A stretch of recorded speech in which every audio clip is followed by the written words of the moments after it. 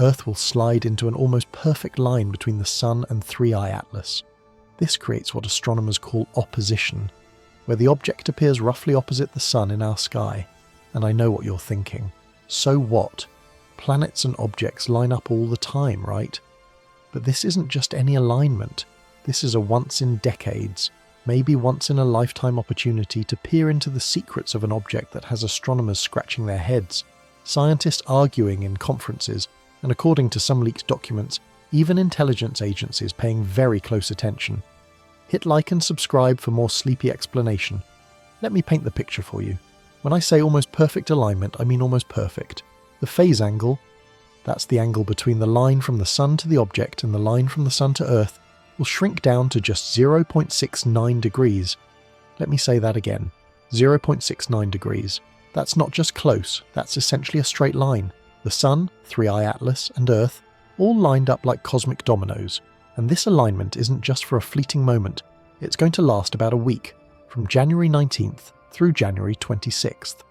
7 days where the geometry stays tight, below 2 degrees, giving astronomers a golden window to study something we've never been able to study this way before. Now, you might be wondering, why does this matter? Why should you care about some angle measurement between celestial objects? Here's why. When the phase angle gets this small, when you're looking at an object with the Sun almost directly behind you, something magical happens with dust and ice. Think about this. Have you ever shined a flashlight into fog, or stood outside during wildfire smoke with the Sun behind you? The particles in the air suddenly become visible in this stunning, almost ethereal way. They seem to glow. They reveal themselves. That's exactly what's about to happen with 3i Atlas. Except instead of fog or smoke, we're talking about dust grains that travelled here from another star system. Dust that might tell us whether this object is a normal comet or something else entirely. This effect has a name. Scientists call it the opposition surge. And before your eyes glaze over thinking this is going to get too technical, stay with me. Because I'm going to break this down so simply that a 10-year-old could understand it. The opposition surge is basically a brightness boost that happens when the Sun, Earth, and a dusty object line up closely. It's not just that the object looks brighter because it's closer. That would be too simple. This is an extra boost, a special kind of brightening caused by how light interacts with dust particles at very specific angles. And that boost can tell us secrets. Secrets about what the dust is made of. Secrets about how it's structured. Secrets that could finally help us understand what the hell 3i Atlas actually is. Because here's the thing, 3i Atlas isn't normal, not even close. This object has been violating expectations since the moment we discovered it. And when I say we, I mean humanity discovered it on July 1st, 2025, less than a year ago. A system called the Asteroid Terrestrial Impact Last Alert System, which conveniently abbreviates to ATLAS, spotted something moving through our solar system. At first, it seemed like maybe another comet or asteroid. We get those all the time. But then astronomers started looking closer. They pulled up older images, archival data from before the official discovery. They calculated the trajectory. And that's when things got weird. The orbit was hyperbolic. Now, if you don't know what that means, let me explain. Most objects in our solar system, asteroids, comets, planets, they travel in elliptical orbits, ellipses, ovals. They're bound to the Sun by gravity, looping around again and again. Their orbital eccentricity, a measure of how stretched out the orbit is, falls between 0 and 1. 0 is a perfect circle. 0.9 is a very stretched ellipse, but it's still an ellipse, still a closed loop. 3i Atlas, its eccentricity is 6.139, 6. That's not an ellipse. That's a hyperbola, an open curve, a fly-through path. This thing isn't orbiting our Sun, it's just passing through. It came from somewhere else in the galaxy, it's swinging past the Sun, and it's going to fly back out into interstellar space, forever. That alone makes it special. We've only confirmed 2 other interstellar objects ever. The first was Oumuamua, 1i Oumuamua, discovered in 2017. The second was Borisov, 2i Borisov, discovered in 2019. And now we have 3i Atlas. 3 confirmed visitors from beyond our solar system in less than a decade. But here's where 3i Atlas stands apart. It's fast, insanely fast. When astronomers measured its speed relative to the Sun, They clocked it at 57.7 kilometers per second. Now that might not mean much to you, so let me give you context. Oumuamua was travelling at 26.4 kilometers per second. Borisov was going 32.3 kilometers per second. 3I Atlas is moving at 57.7 kilometers per second. It's almost twice as fast as Oumuamua. This thing is hauling through our solar system like it's got somewhere to be. And speed isn't the only anomaly. Oh no, 3I Atlas has racked up a list of mysteries so long that the odds of all of them occurring naturally in one object are astronomically small. We're talking probabilities so low that scientists don't even like to calculate them because it starts to feel uncomfortable. Let me walk you through some of these mysteries, because you need to understand just how strange this object is before we talk about what the January 22nd alignment might reveal. First, the tail. Comets have tails. Everyone knows that. When a comet gets close to the Sun, the heat causes ice on its surface to sublimate, turn from solid directly into gas. That gas carries dust particles with it, creating a glowing tail that streams out behind the comet. The tail always points away from the Sun because the solar wind and radiation pressure push it outward. Always. That's basic comet physics. Except 3I Atlas doesn't just have a normal tail, it has an anti-tail. A structure that appears to point toward the Sun. Now, anti-tails can sometimes be optical illusions. Sometimes, because of viewing geometry, the way we're positioned relative to the comet's orbit, it can look like part of the tail is pointing the wrong way, but it's just perspective, a trick of angles. Astronomers know how to account for that. They've seen it before. But 3I Atlas? Its anti-tail isn't an illusion. It's real. It's there. And it's not just a little stubby thing, it's long. Extremely long. And it's collimated, meaning it's tightly focused, almost like a beam, like something is directing it. Normal comets don't do this.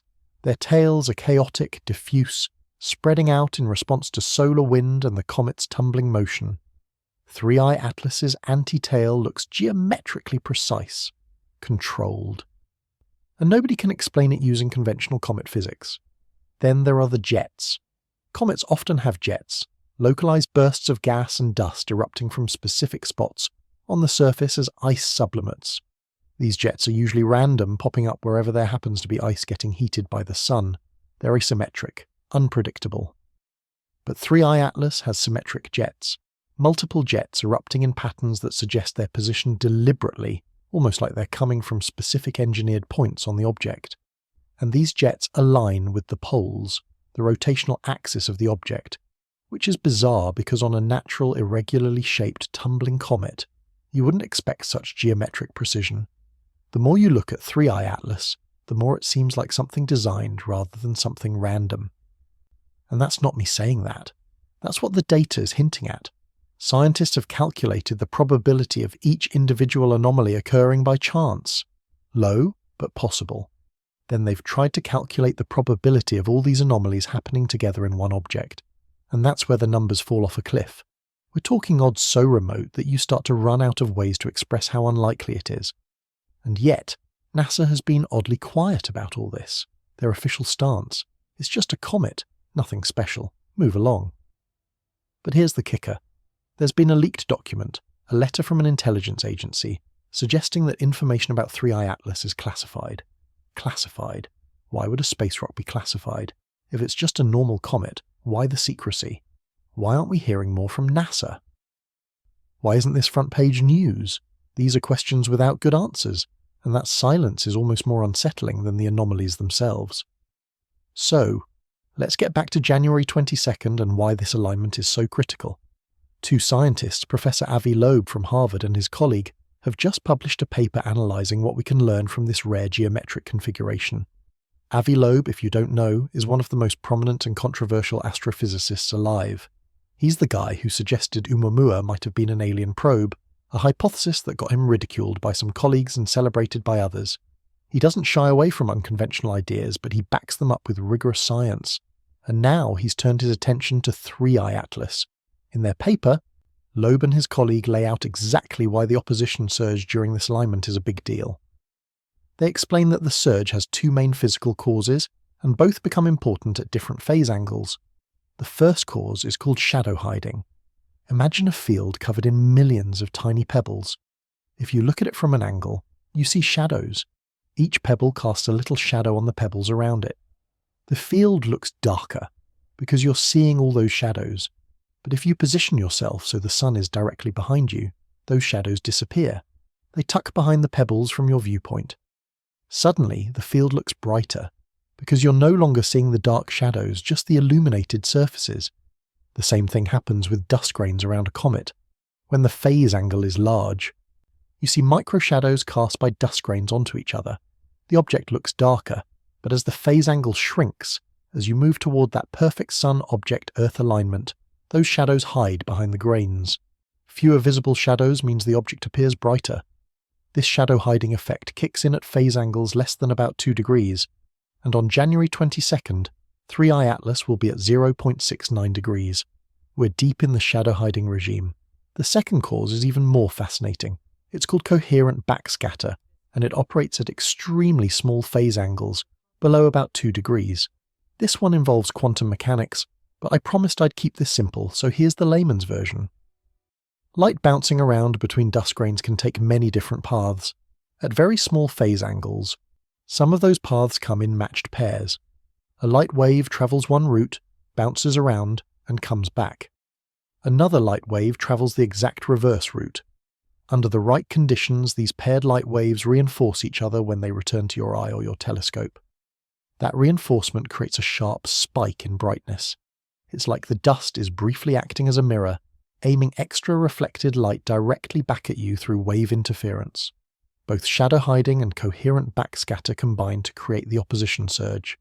And the shape of that surge, how quickly the brightness increases as the phase angle shrinks, tells you something fundamental about the dust. Specifically, it tells you about 2 key properties. The first is called the scattering albedo, written as omega-0. This is basically a measure of how much incoming sunlight gets scattered back rather than absorbed.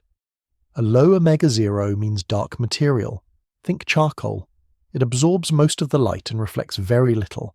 A high omega-0 means bright reflective material, like ice or fresh snow. By measuring the strength of the opposition surge, astronomers can estimate the omega-0 of 3i Atlas's dust. Is it dark carbon-rich material, or is it bright icy fragments? The second property is the structure of the dust grains themselves. Are they compact, solid particles tightly packed and processed, maybe heated or altered over time? Or are they fluffy, fractal aggregates like cosmic lint loosely assembled from many tinier pieces? Compact particles produce a narrow opposition surge, a sharp spike in brightness that appears only over a very small range of angles. Fluffy aggregates produce a broader surge, spread out over tens of degrees. By measuring not just how much 3i Atlas brightens, but how quickly that brightness increases as the phase angle drops, scientists can infer the physical structure of the dust. Why does this matter? Because the dust holds clues to the object's origin and nature. If the dust is dominated by dark, carbon-rich grains, that suggests one thing. If it's full of bright icy fragments, that suggests another. If the grains are compact and processed, that implies they've been thermally altered, maybe cooked in the heat of a star or exposed to some other energy source. If they're fluffy and pristine, that suggests they're more primitive, unprocessed material from a molecular cloud. Each possibility paints a different picture of what 3i Atlas is and where it came from. And here's why we couldn't do this with the previous interstellar visitors. Oumuamua didn't have a visible dust coma, the cloud of dust and gas around a comet. There was nothing to scatter light for this kind of measurement. Borisov had a coma, but it was never observed at phase angles small enough to see the opposition surge. The geometry just never worked out. Borisov's smallest observed phase angle was over 16 degrees. Way too large. The opposition surge happens below 2 degrees. We never got the chance. 3i Atlas is different. It has a coma. It's shedding dust. And on January 22nd, it will be at 0.69 degrees. For the first time, we have an interstellar object with the right properties at the right geometry. This is a once-in-a-lifetime shot, maybe once in several lifetimes. The next time the phase angle gets this small, 3i Atlas will be so far away and so faint that even our biggest telescopes will struggle to see it. In 2027, it'll be 16 astronomical units away with a magnitude of 24. By 2028, magnitude 25. Those are numbers that require the Hubble Space Telescope or the James Webb Space Telescope, and even then, it's a challenge. Right now, in January 2026, 3I Atlas is at 3.33 astronomical units from the Sun, 2.35 astronomical units from Earth, shining at magnitude 16.7. That's faint, but it's within reach of good ground-based telescopes. Amateur astronomers with serious equipment can see it.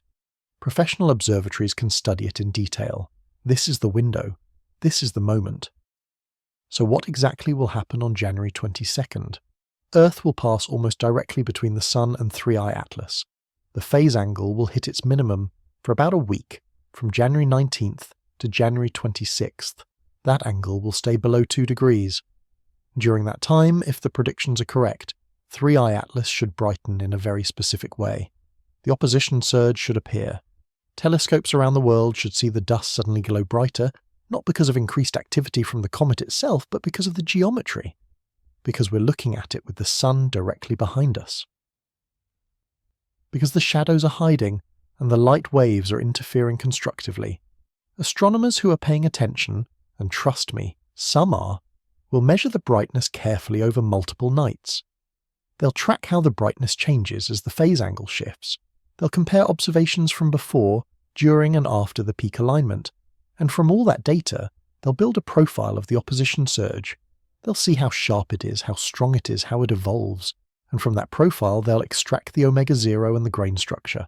They'll finally know whether 3I Atlas's dust is dark or bright, compact or fluffy, processed or pristine, and that information will help answer bigger questions.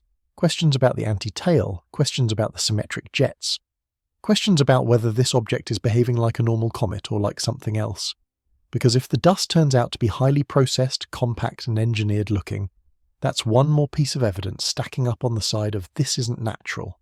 If the dust is pristine and fluffy, more like what you'd expect from an interstellar cloud, that's another data point. Either way, we learn something. Either way, the mystery gets a little less mysterious.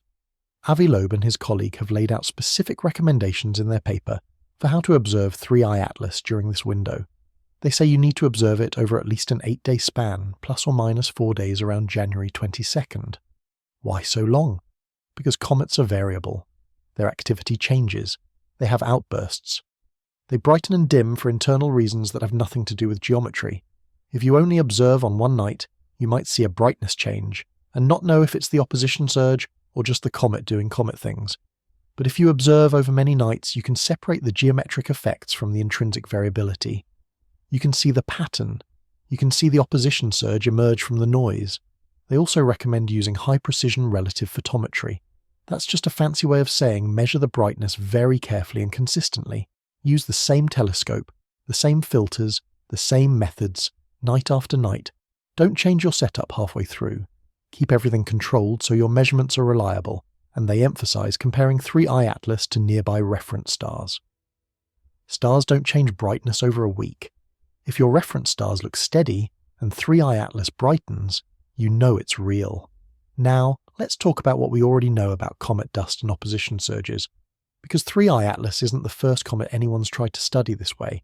There's actually only one comet where the opposition surge has been well measured. Comet 67 P. Churyumov-Gerasimenko. Maybe you've heard of it. It's the comet that the European Space Agency's Rosetta mission visited. Rosetta spent 2 years orbiting this comet, taking close-up pictures, measuring everything. And one of the things Rosetta measured was the opposition surge. What did they find? The surge was tiny. The brightness boost was only about 0.15–15%, and the omega-0 was very low, around 0.03.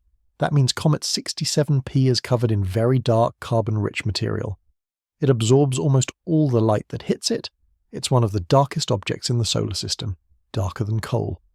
This makes sense for a comet because comets are ancient, leftover building blocks from the formation of the solar system. They're full of primordial carbon and organic molecules. They haven't been processed by heat or light. They're dark. But here's the question. Will 3I Atlas look like that? Will its dust have a similar low omega-0, suggesting carbon-rich material? Or will it be different? Will the omega-0 be higher, suggesting more ice or brighter minerals? If it's different, that tells us 3I Atlas formed in a different environment, maybe around a different kind of star.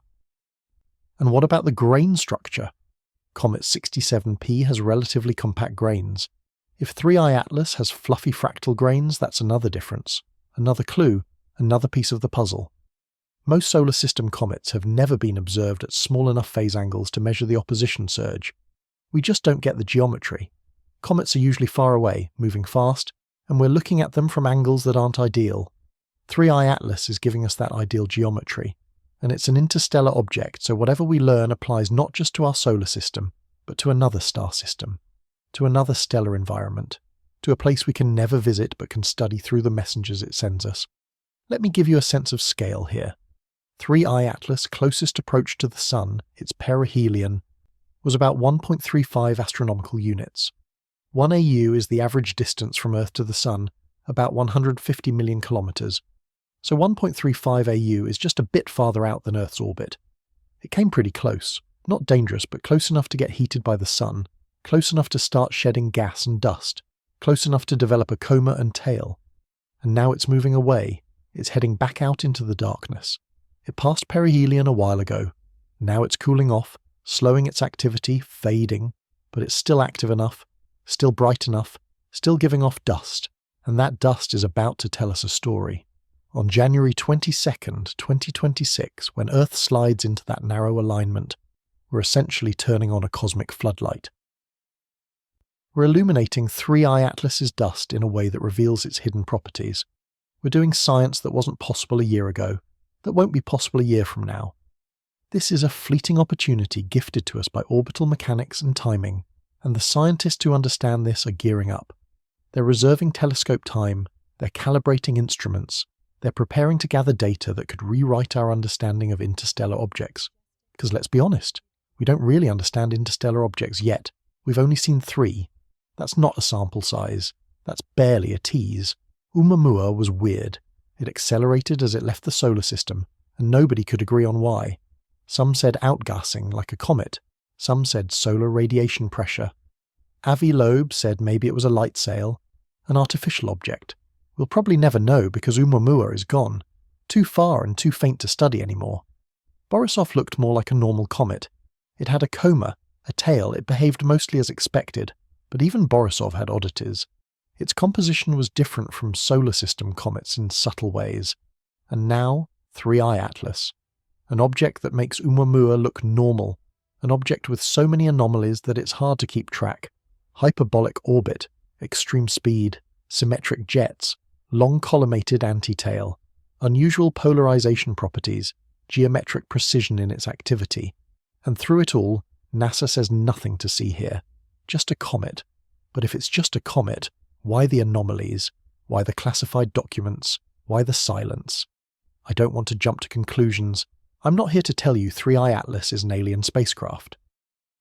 That would be irresponsible without hard evidence.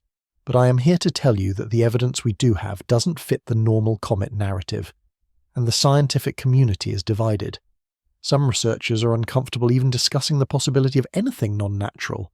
They'll bend over backward to fit 3i Atlas into existing comet models, even when the fit is awkward.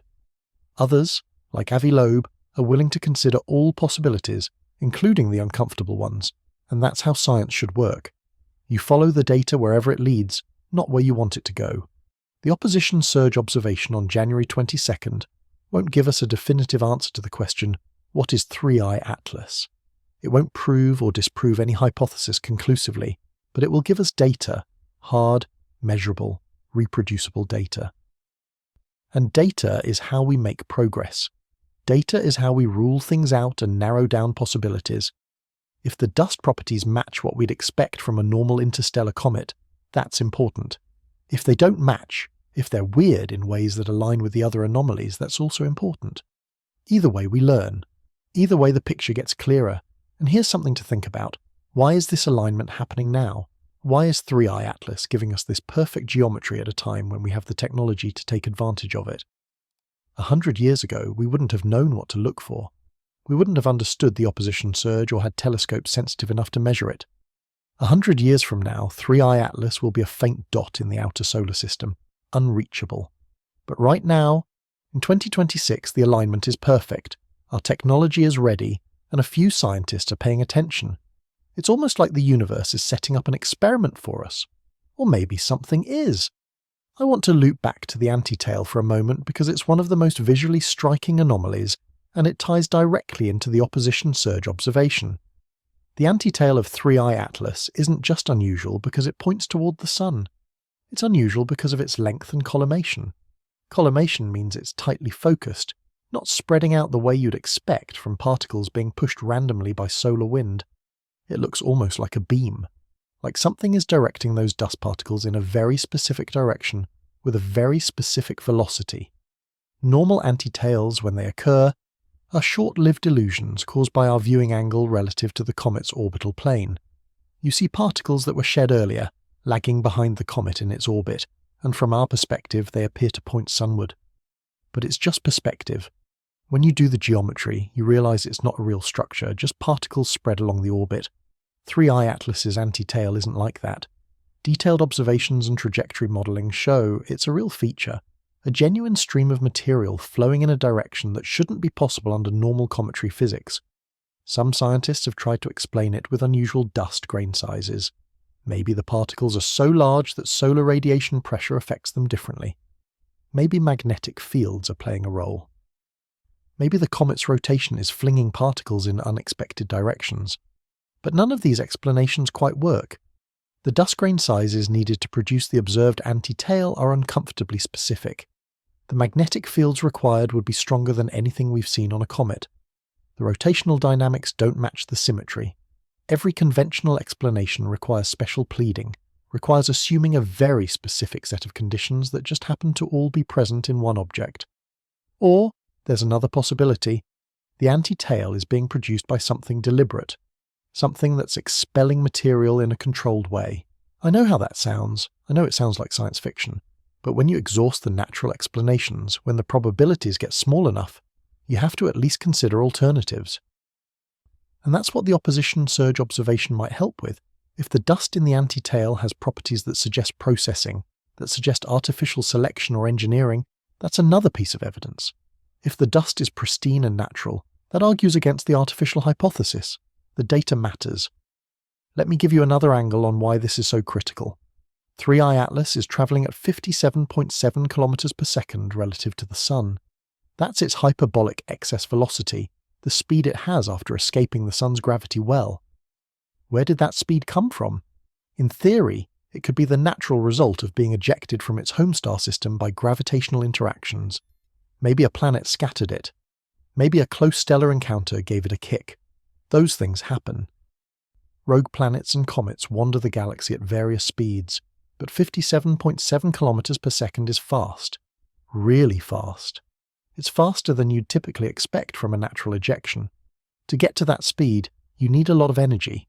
You need a powerful kick, and the faster the object is travelling, the more energy is required, and the less likely it becomes. Statistically, most rogue interstellar objects should be moving slower, in the 20s or 30s of kilometers per second. 3I Atlas is nearly 60. That speed alone isn't proof of anything, but it's consistent with what you might expect if an object were being propelled, rather than just drifting. If something gave it an initial boost, a push from an engine or propulsion system, it would be travelling faster than objects that were merely ejected by gravity. Again, I'm not saying that's what happened. I'm saying the speed raises questions, and when you combine that speed with all the other anomalies, the questions multiply. Now, there's another aspect of the January 22nd alignment that we haven't fully explored yet, and it relates to how light interacts with dust at the quantum level. I mentioned coherent backscatter earlier, but let me go a bit deeper because it's actually mind-blowing when you think about it. Light is both a particle and a wave. That's quantum mechanics in a nutshell. When light waves bounce around between dust grains, they can take multiple paths from the source to your eye. At most angles, these paths are random and the waves arrive out of sync, out of phase. Some waves cancel each other out through destructive interference, some add together, but overall it averages out to a certain brightness. However, at very small phase angles, something special happens. The paths that light takes to bounce from the sun, hit dust grains, scatter around, and return to Earth start to pair up. For every path the light can take forward, there's a reverse path that brings it back along, almost the exact same route. And because light is a wave, when these paired paths recombine, They're perfectly in phase. They reinforce each other through constructive interference. That reinforcement creates a sharp brightness spike at very specific angles. It's a quantum mechanical effect showing up at the macroscopic scale of a comet millions of kilometers away. The universe connecting the very small with the very large. What makes this relevant to 3I Atlas is that the strength and shape of this coherent backscatter depend on the exact structure of the dust grains. If the grains are simple spheres, you get one pattern. If they are irregular chunks, you get another pattern. If they're fluffy aggregates, collections of smaller particles loosely stuck together, you get yet another pattern. By measuring the opposition surge precisely, by capturing how the brightness changes degree by degree as the phase angle shifts, astronomers can reverse engineer the grain structure. It's like doing an autopsy on the dust without ever touching it. You're using light as your scalpel, and here's where it gets even more interesting. The dust coming off 3I Atlas isn't sitting still. It's being pushed by solar radiation pressure, by the solar wind, by the comet's own outgassing. Different size particles respond differently to these forces. Large particles barely feel the pressure and drift slowly. Small particles get blown away fast. This creates a size sorting effect. By observing which parts of the coma and tail brighten during the opposition surge, astronomers can map out where different size particles are located. They can see the spatial distribution. They can track how the dust is moving and evolving over time. This is detective work at the highest level. You're taking photons, particles of light that left the sun, bounced off dust grains from another star system, travelled millions of kilometres to Earth, entered a telescope and hit a detector. And from those photons, from the information encoded in their brightness and spectrum, you're reconstructing the physical properties of dust you'll never touch, from an object you'll never visit, that came from a place you'll never see. That's the power of astronomy. That's the beauty of science. But let's bring this back to Earth for a second. Why should someone who isn't an astronomer care about any of this? Why should you care? Here's why. If 3I Atlas turns out to be natural, if all the anomalies can be explained by exotic but plausible comet physics, that's still huge. It means nature can produce things far weirder than we expected. It means our models of comets need serious revision. It means interstellar space is stranger than we thought. But if 3I Atlas turns out to be artificial, if the evidence keeps mounting that this object was made rather than born, then we're living through one of the most important moments in human history. We're witnessing first contact, not with beings, but with technology. We're seeing proof that we're not alone in the universe. And even if we can't prove it's artificial, even if the evidence remains ambiguous, the fact that we're seriously considering the possibility is significant. A decade ago, any scientist who suggested an interstellar object might be a probe would have been laughed out of the room. Now, we have respected Harvard professors publishing papers about it. We have data that doesn't fit conventional explanations. We have objects that challenge our assumptions. The conversation has shifted. The questions we're asking have changed. And that shift is happening because the universe is presenting us with phenomena we can't easily dismiss. Let's talk numbers for a moment, because I want you to understand just how rare this alignment geometry really is. 3I Atlas is on a hyperbolic trajectory. It came in from interstellar space, swung around the sun, and is now heading back out. Its path through our solar system is essentially a one-time event.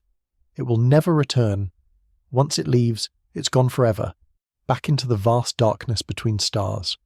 The phase angle, the angle between the sun, the object and Earth, changes constantly as all three bodies move. Most of the time that angle is large, tens or hundreds of degrees. Getting it below 2 degrees requires a very specific geometric configuration. Earth orbits the sun once a year. 3I Atlas is moving much faster on its hyperbolic path. The chance that Earth would be in the right part of its orbit at the exact time 3I Atlas passes through the inner solar system, and that the alignment would bring the phase angle below 2 degrees, is small. Not impossible, but small. And the fact that it's happening when the object is still bright enough to observe before it fades into the outer solar system makes it even more remarkable. If 3I Atlas had passed through 6 months earlier or later, the geometry would have been different.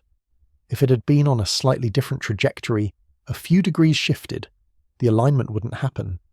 We're seeing this because of a cosmic coincidence, a lucky roll of the dice. Or maybe it's not luck.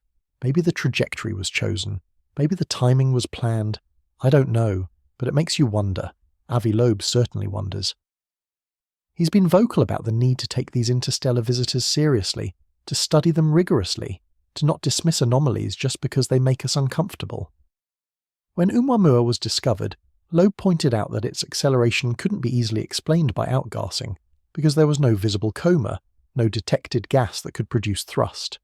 He suggested solar radiation pressure acting on a thin, flat object, like a light sail. The backlash was immediate. Other scientists proposed alternative explanations, invoking invisible hydrogen icebergs or exotic comet compositions. But none of those explanations were entirely satisfying either.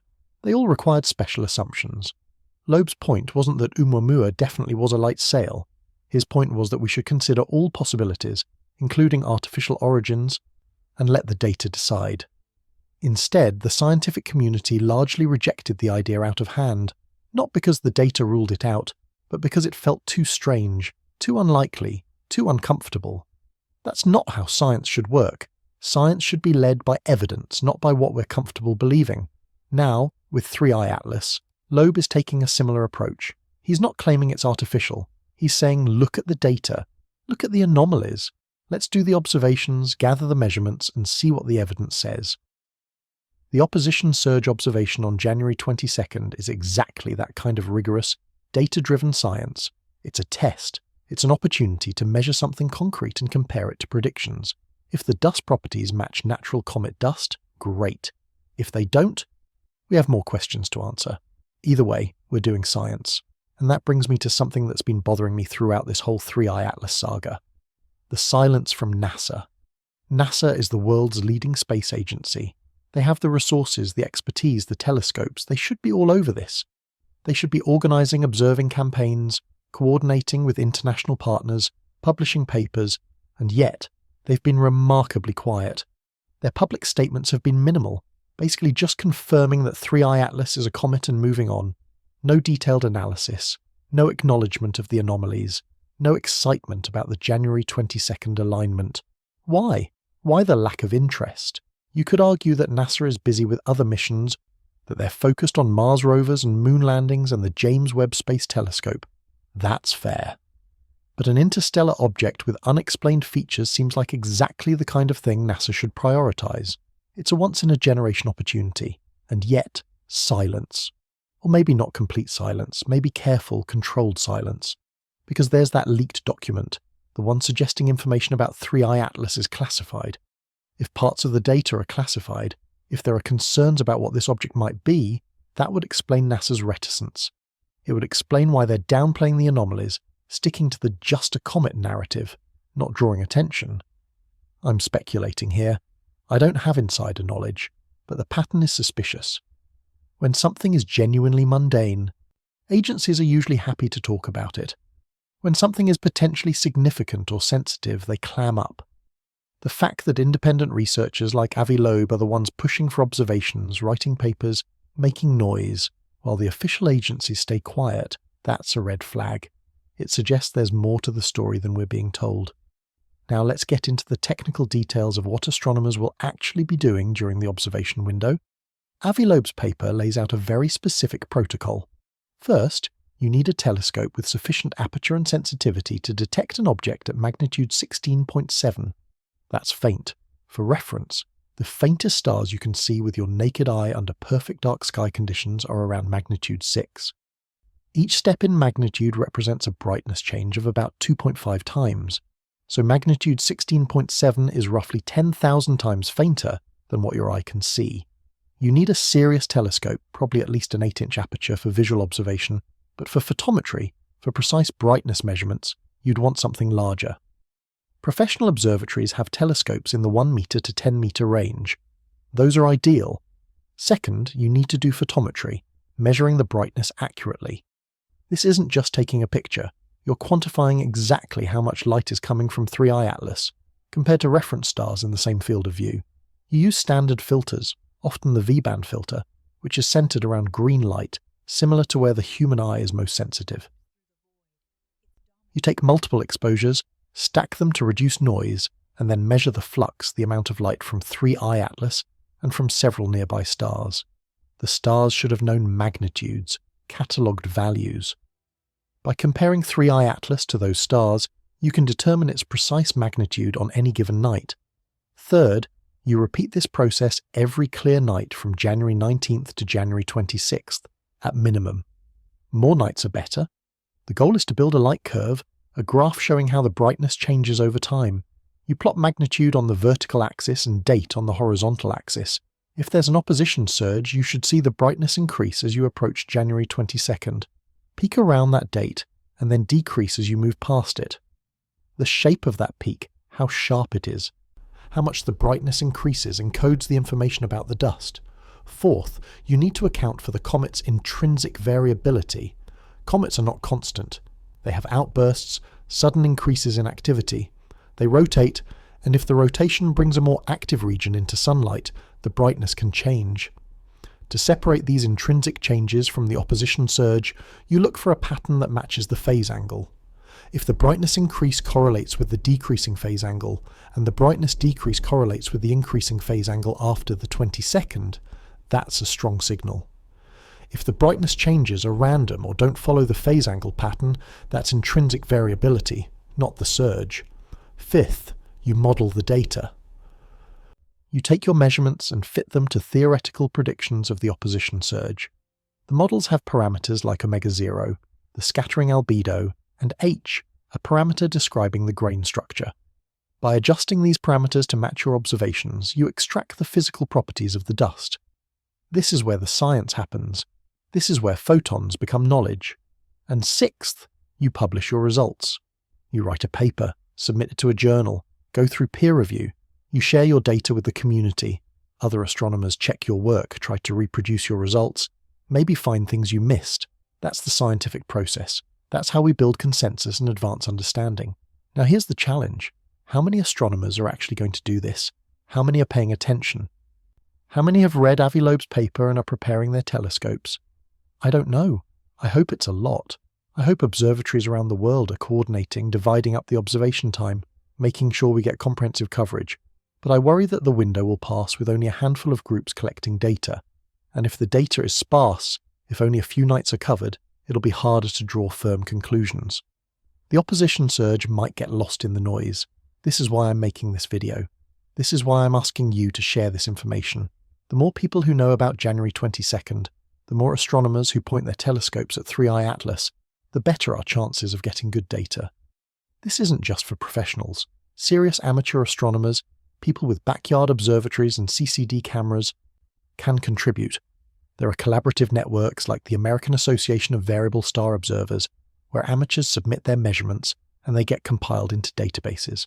If enough people observe 3i Atlas during this window, we'll get a robust dataset. We'll see the opposition surge clearly if it's there, and we'll finally have some answers. Let me also address something that might be on your mind. You might be thinking, okay, even if we measure the opposition surge, even if we learn the dust properties, how does that really help us understand what 3i Atlas is? It's a fair question. The connection isn't immediately obvious, so let me spell it out.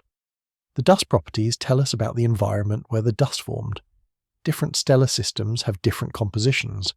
The relative abundances of carbon, silicon, oxygen, metals, vary depending on the star's age and metallicity. If 3i Atlas's dust has a composition that matches our solar system's comets, that's interesting. It suggests the star system it came from is similar to ours. If the composition is different, that tells us about a different kind of star, maybe older, maybe younger, maybe with different planetary formation processes. The grain structure tells us about processing. Compact grains suggest the material has been heated, melted, reformed. That could happen near a star, in a protoplanetary disk, or in some other energetic environment. Fluffy grains suggest the material is primordial, hasn't been significantly altered since it formed in a cold molecular cloud. If 3i Atlas's grains are unusually compact, that raises the question of what processed them. Natural stellar heating, or something else? The omega-0 tells us about reflectivity and composition. High omega-0, bright reflective grains suggest ice or silicates. Low omega-0, dark grains, suggest carbon or organics. But here's the kicker. If 3i Atlas is shedding dust as part of a propulsion system, if the anti-tail is an exhaust plume, then the dust properties would tell us about the propellant. What is it burning? What is it ejecting? If the dust is highly processed, maybe it's a byproduct of some energy generation process. If it's ice, maybe it's using water as propellant. These are speculative leaps, I know, but they're grounded in the data. The dust properties matter because they constrain the possibilities. And then there's the antitail itself. If the opposition surge reveals that the dust in the antitail has different properties than the dust in the normal tail, that's huge. It would mean the antitail isn't just a geometric illusion or an artifact of unusual grain sizes. It would mean there are two distinct populations of dust being emitted from two distinct processes. And that would be very hard to explain with natural comet activity. Normal comets don't have separate engines for different tails. They have one process, sublimation, that drives everything. If 3I Atlas has two processes, that's anomalous. That's another piece of the puzzle. I want to take a moment to talk about the polarization properties, because they've been mentioned in Avi Loeb's paper, and they're another anomaly that doesn't get enough attention. Polarization is a property of light. Light waves oscillate, vibrate, in directions perpendicular to their direction of travel. Unpolarized light has waves vibrating in all directions randomly. Polarized light has waves vibrating preferentially in one direction. When sunlight bounces off dust grains, it becomes partially polarized. The degree of polarization and the angle of polarization depend on the scattering angle, the size and shape of the grains, and the refractive index of the material. By measuring the polarization of light coming from a comet, you can learn about the dust. Most solar system comets show a characteristic polarization pattern. At small phase angles, the polarization is low or even negative. As the phase angle increases, the polarization increases, reaching a maximum at some intermediate angle, and then decreasing again at large angles. 3I Atlas's polarization measurements, the limited ones that have been published, don't quite follow this pattern. The polarization seems higher than expected at certain angles. The curve is different. This could be because the dust grains have an unusual shape, maybe elongated or flattened rather than roughly spherical. Or it could be because the material has an unusual refractive index, different from typical silicate or carbon grains. Either way, it's another data point suggesting 3I Atlas's dust isn't ordinary. Combining polarization measurements with opposition surge measurements gives you a more complete picture. The surge tells you about grain structure and albedo. Polarization tells you about grain shape and composition. Together, they constrain the dust properties much more tightly than either measurement alone. Ideally, during the January observation window, astronomers would measure both brightness and polarization. I don't know if that's planned. Polarimetry is more specialized, requires additional equipment, but it would be incredibly valuable. Now let's zoom out and think about the bigger context. Why are we seeing interstellar objects now? Why did Oumuamua show up in 2017, Borisov in 2019, and 3I Atlas in 2025? Are they becoming more common, or are we just getting better at finding them? The answer is mostly the latter. Our telescopes and survey systems have improved dramatically in the last decade. Projects like PanSTARRS, the Panoramic Survey Telescope and Rapid Response System, and ATLAS, the system that found 3I Atlas, are scanning the sky every night, looking for anything that moves or changes. They're automated, they're sensitive, and they're fast. When they spot something unusual, they alert the astronomy community within hours. Follow-up observations happen quickly, orbits get calculated, objects get characterized. Before these systems existed, interstellar objects could pass through the solar system unnoticed. They'd be too faint, moving too fast, gone before anyone realized they were there. We probably missed dozens or hundreds of interstellar visitors over the centuries. We just didn't have the tools to see them. Now we do, and as our surveys get even better, as we launch more sensitive space telescopes, as we coordinate international efforts, we'll find more. Some estimates suggest we should detect a few interstellar objects per year once our survey capabilities reach their full potential. That's exciting. It means 3I Atlas won't be the last.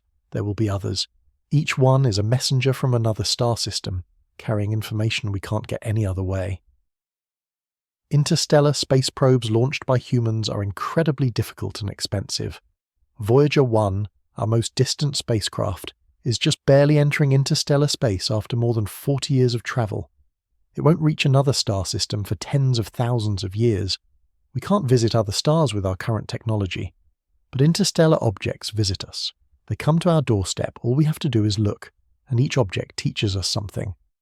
Oumuamua taught us that interstellar visitors can have shapes and behaviors we didn't expect. Borisov taught us that some interstellar comets look fairly normal, confirming that comet formation isn't unique to our solar system. 3i Atlas is teaching us that interstellar objects can be deeply weird, challenging our models, pushing the boundaries of what we think is possible. If we measure the opposition surge on January 22nd and it looks like a normal comet, that's still valuable. It sets a baseline. It tells us what a normal interstellar comet's dust looks like. If the next interstellar object has different dust properties, we can compare. We can start to build a catalogue, a taxonomy of interstellar visitors. We can look for patterns, for common features, for outliers. That's how you build scientific knowledge, one measurement at a time. But if the opposition surge reveals something strange, if the dust properties don't match any known natural materials, if the grain structure looks engineered, then we're in new territory. Then we have to seriously consider explanations we've been avoiding. And that's uncomfortable. It's uncomfortable for scientists because it upends decades of assumptions. It's uncomfortable for society because it challenges our place in the universe. But discomfort isn't a reason to ignore evidence. Discomfort is a sign that we're learning something important, something that changes how we see the world. Let me tell you a story. In the 1960s, astronomers discovered quasars, quasi-stellar radio sources. They looked like stars in optical telescopes, but they emitted enormous amounts of radio waves. And they were receding from us at incredible speeds, a significant fraction of the speed of light. The redshift of their light implied they were billions of light years away. But if they were that far and still visible, they had to be incredibly luminous, outshining entire galaxies. Nothing in known physics could explain that much energy from such a small region. Some astronomers proposed exotic ideas. Maybe the redshift wasn't due to distance. Maybe it was some new physical effect. Maybe quasars were nearby objects being ejected from galaxies at high speed. The debate raged for years. It was uncomfortable. The implications were profound. Eventually, more observations and better models showed that quasars are powered by supermassive black holes at the centers of distant galaxies. Matter falling into the black hole releases gravitational energy, creating the intense radiation. It was a natural explanation, but it required accepting that black holes, which were still theoretical at the time, were real and could be millions or billions of times the mass of the Sun. The point is, when faced with unexplained phenomena, the scientific community initially resisted. They proposed alternatives, argued, debated. But eventually the evidence won. The data forced a new understanding.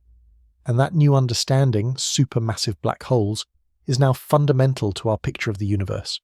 The same process is happening with interstellar objects. We're in the early stages.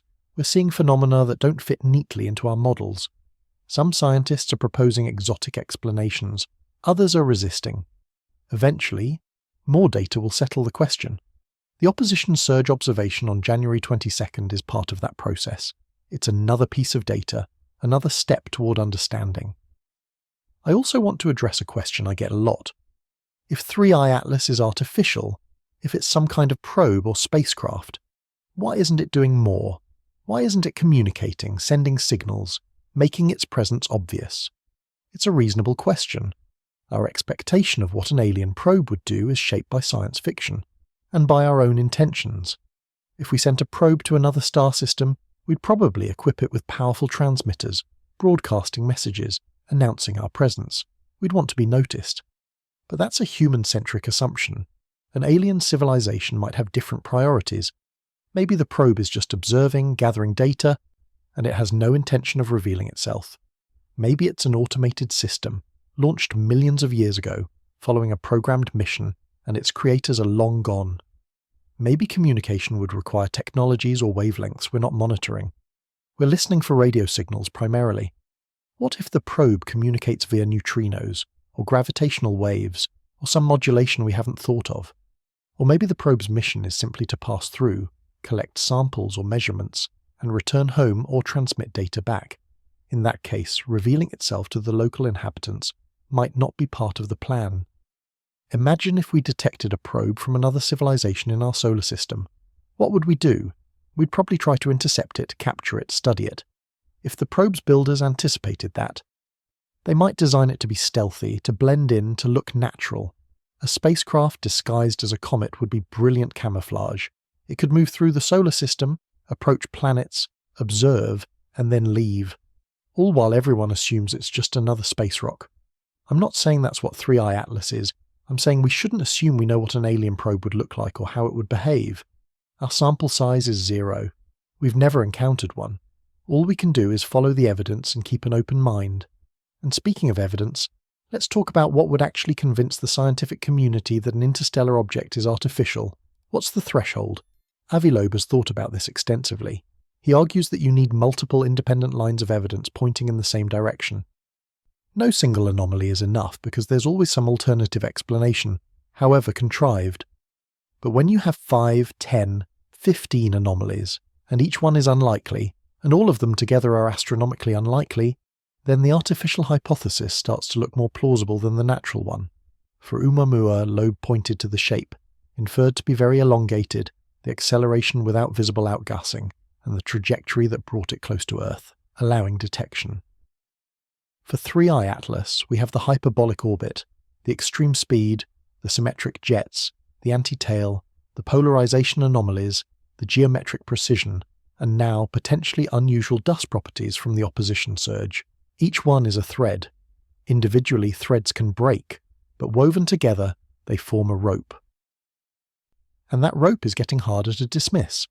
Of course, the gold standard would be direct evidence, a clear artificial structure visible in high-resolution images, radio signals with obvious intelligent patterns, spectroscopic signatures of industrial materials, alloys that don't form naturally. But we're not there yet. We don't have the resolution to see surface details on 3i Atlas. It's too far and too small. We haven't detected any signals. We're working with indirect evidence, statistical arguments, anomalies that strain natural explanations. But that's often how science works, especially astronomy. We can't visit distant galaxies, can't land on exoplanets, can't touch quasars. We infer their properties from the light they emit. We build models, make predictions, test them against observations, and slowly, painstakingly, we figure things out. The opposition surge observation is part of that process.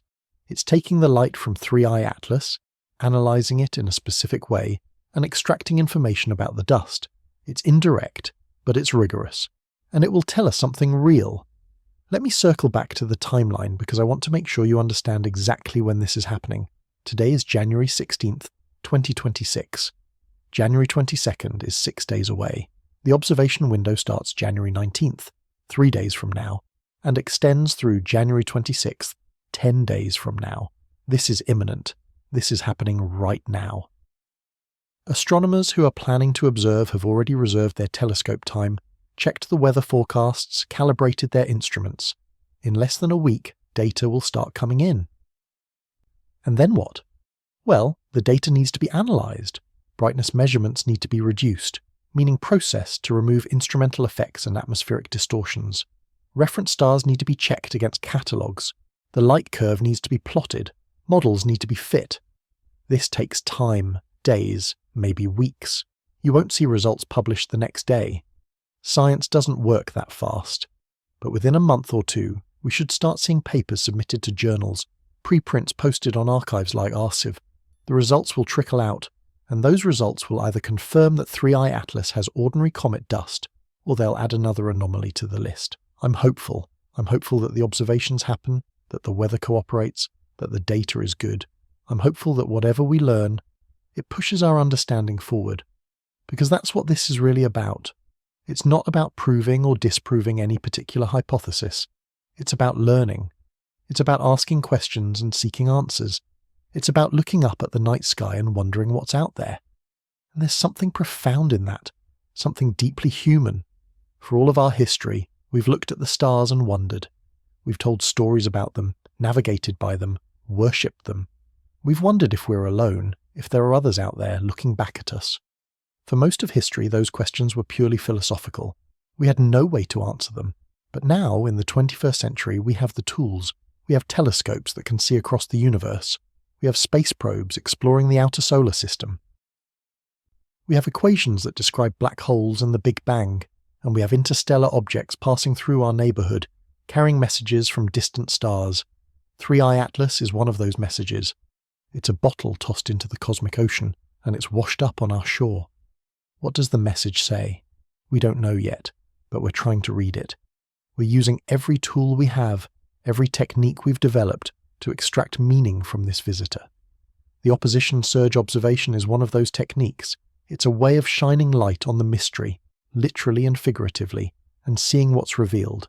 And regardless of what we find, the fact that we can do this, the fact that we can measure the properties of dust from another star system using the geometry of an alignment and the principles of quantum mechanics, is itself amazing. It's a testament to human ingenuity, to our curiosity, to our refusal to accept ignorance when knowledge is within reach.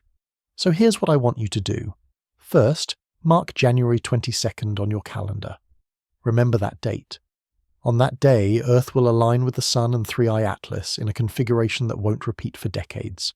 Scientists around the world will be pointing telescopes at a faint dot in the sky, gathering photons, measuring brightness. It's not flashy. It won't make headlines unless the results are shocking. But it's important. It's humanity reaching out to touch the unknown. Second, share this information. Tell your friends, your family, anyone who might be interested. Post about it on social media.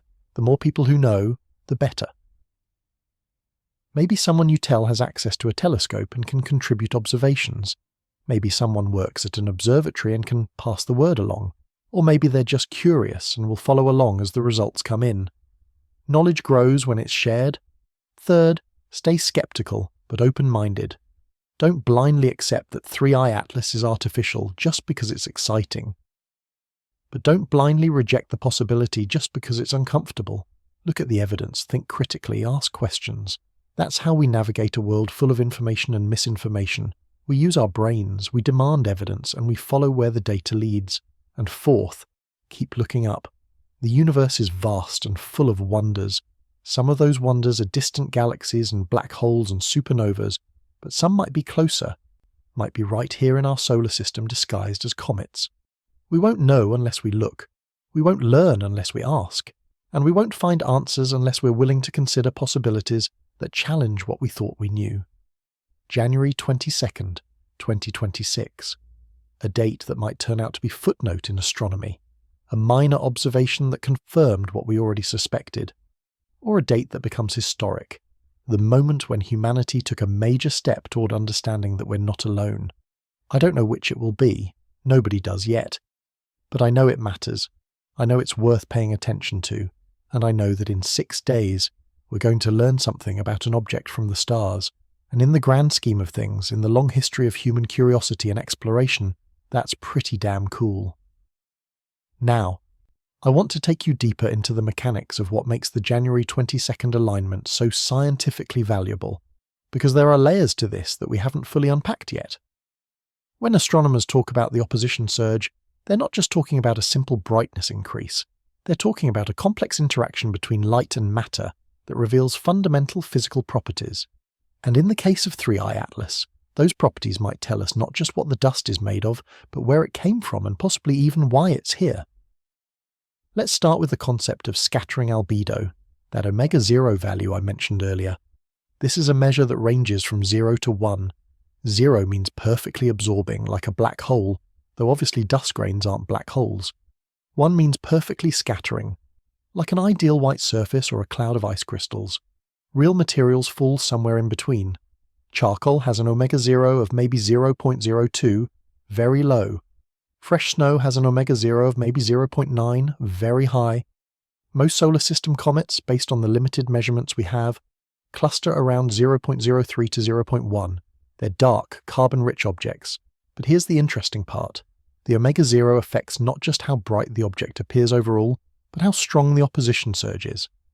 Objects with higher omega-0 show stronger surges, because more light is available to scatter and interfere constructively. Objects with lower omega-0 show weaker surges because most of the light gets absorbed before it can scatter.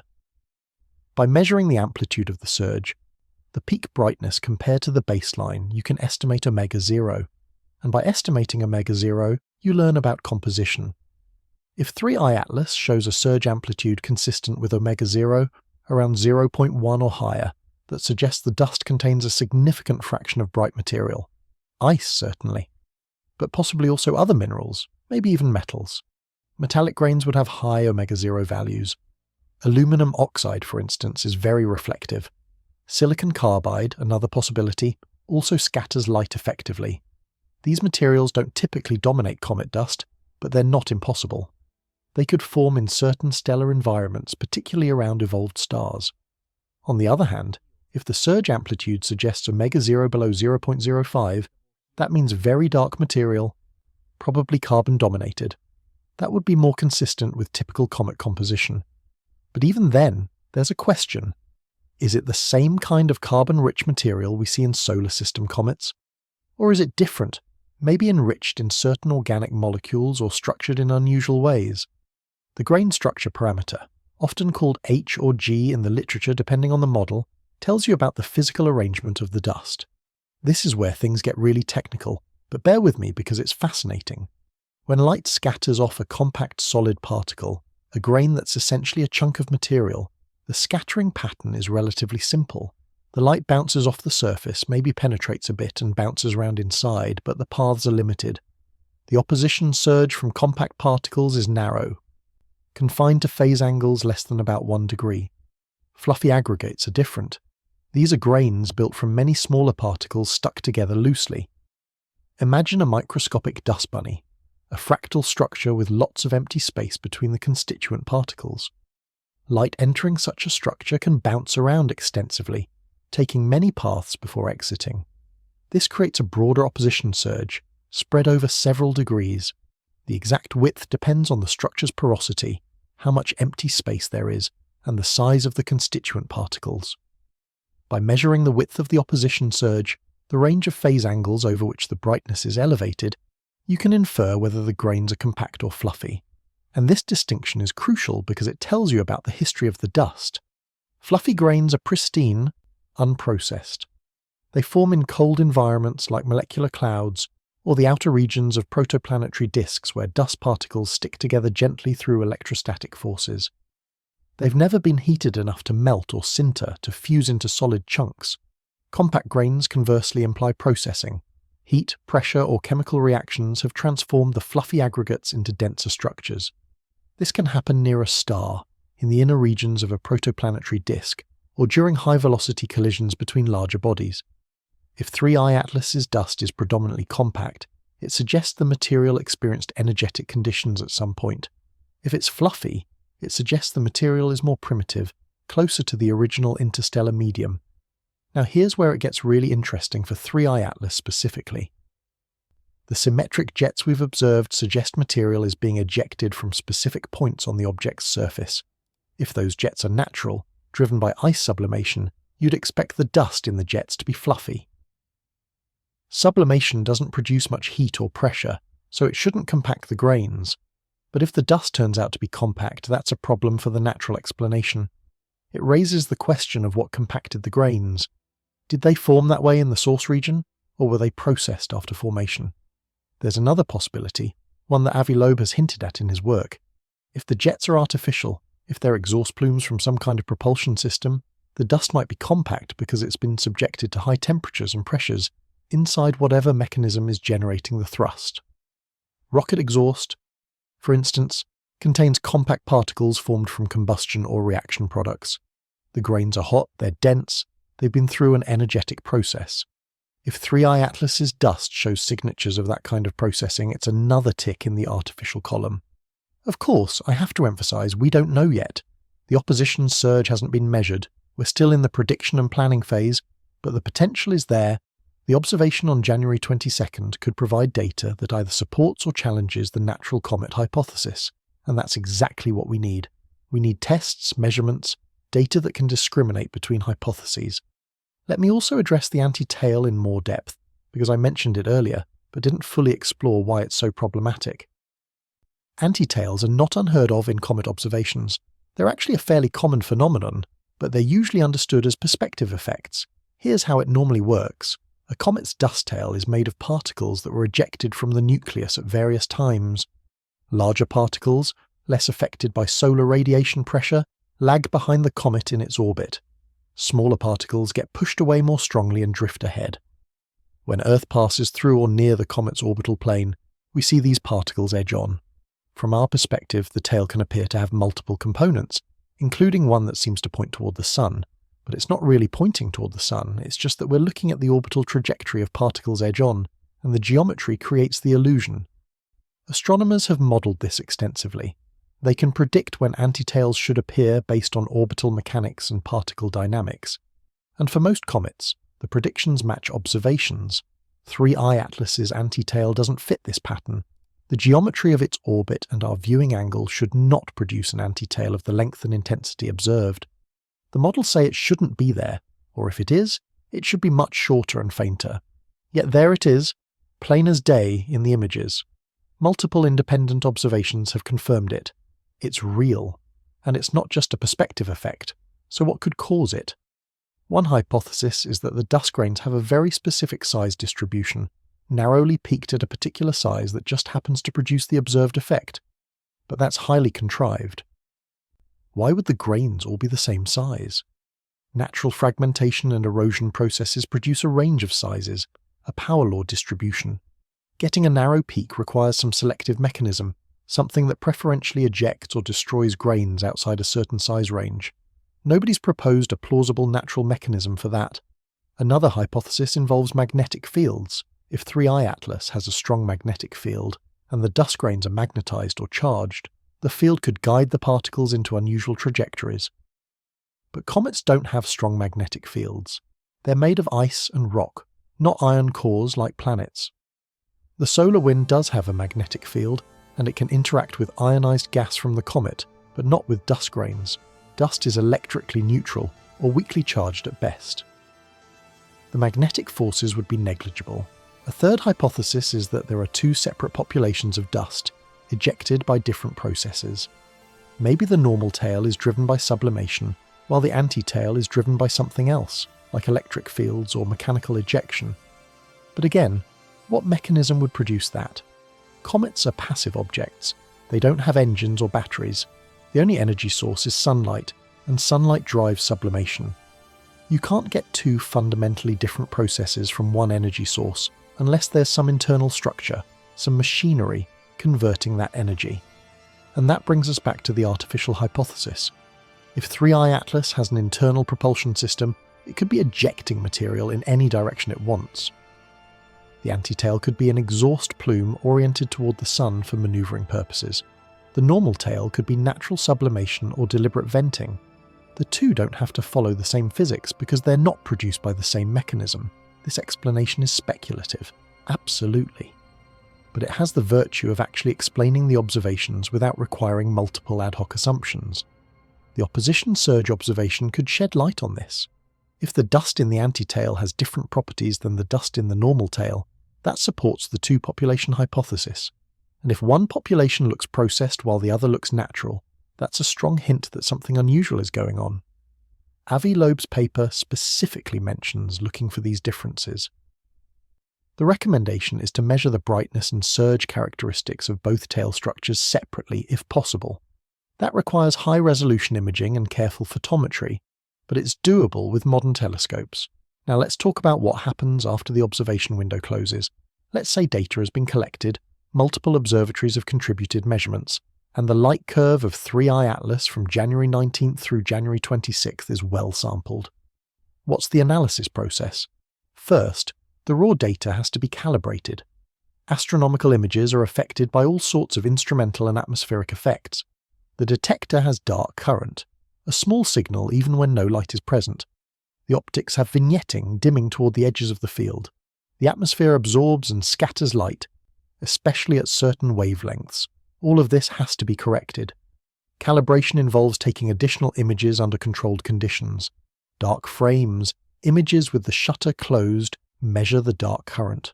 Flat field frames, images of a uniformly illuminated surface, map the vignetting and pixel-to-pixel sensitivity variations. Sky background frames, images of empty sky, measure the air glow and scattered light from the atmosphere. By combining these calibration frames with the science images, you can remove the instrumental and atmospheric signatures, leaving just the astronomical signal. Next, you identify 3I Atlas in the images. This is usually straightforward. You know where to look based on orbital predictions. The comet appears as a fuzzy blob, the coma, possibly with a visible tail. You also identify reference stars in the same field. These are stars with known, stable magnitudes from catalogue values. You measure the flux, the brightness of 3I Atlas, and the reference stars using a technique called aperture photometry.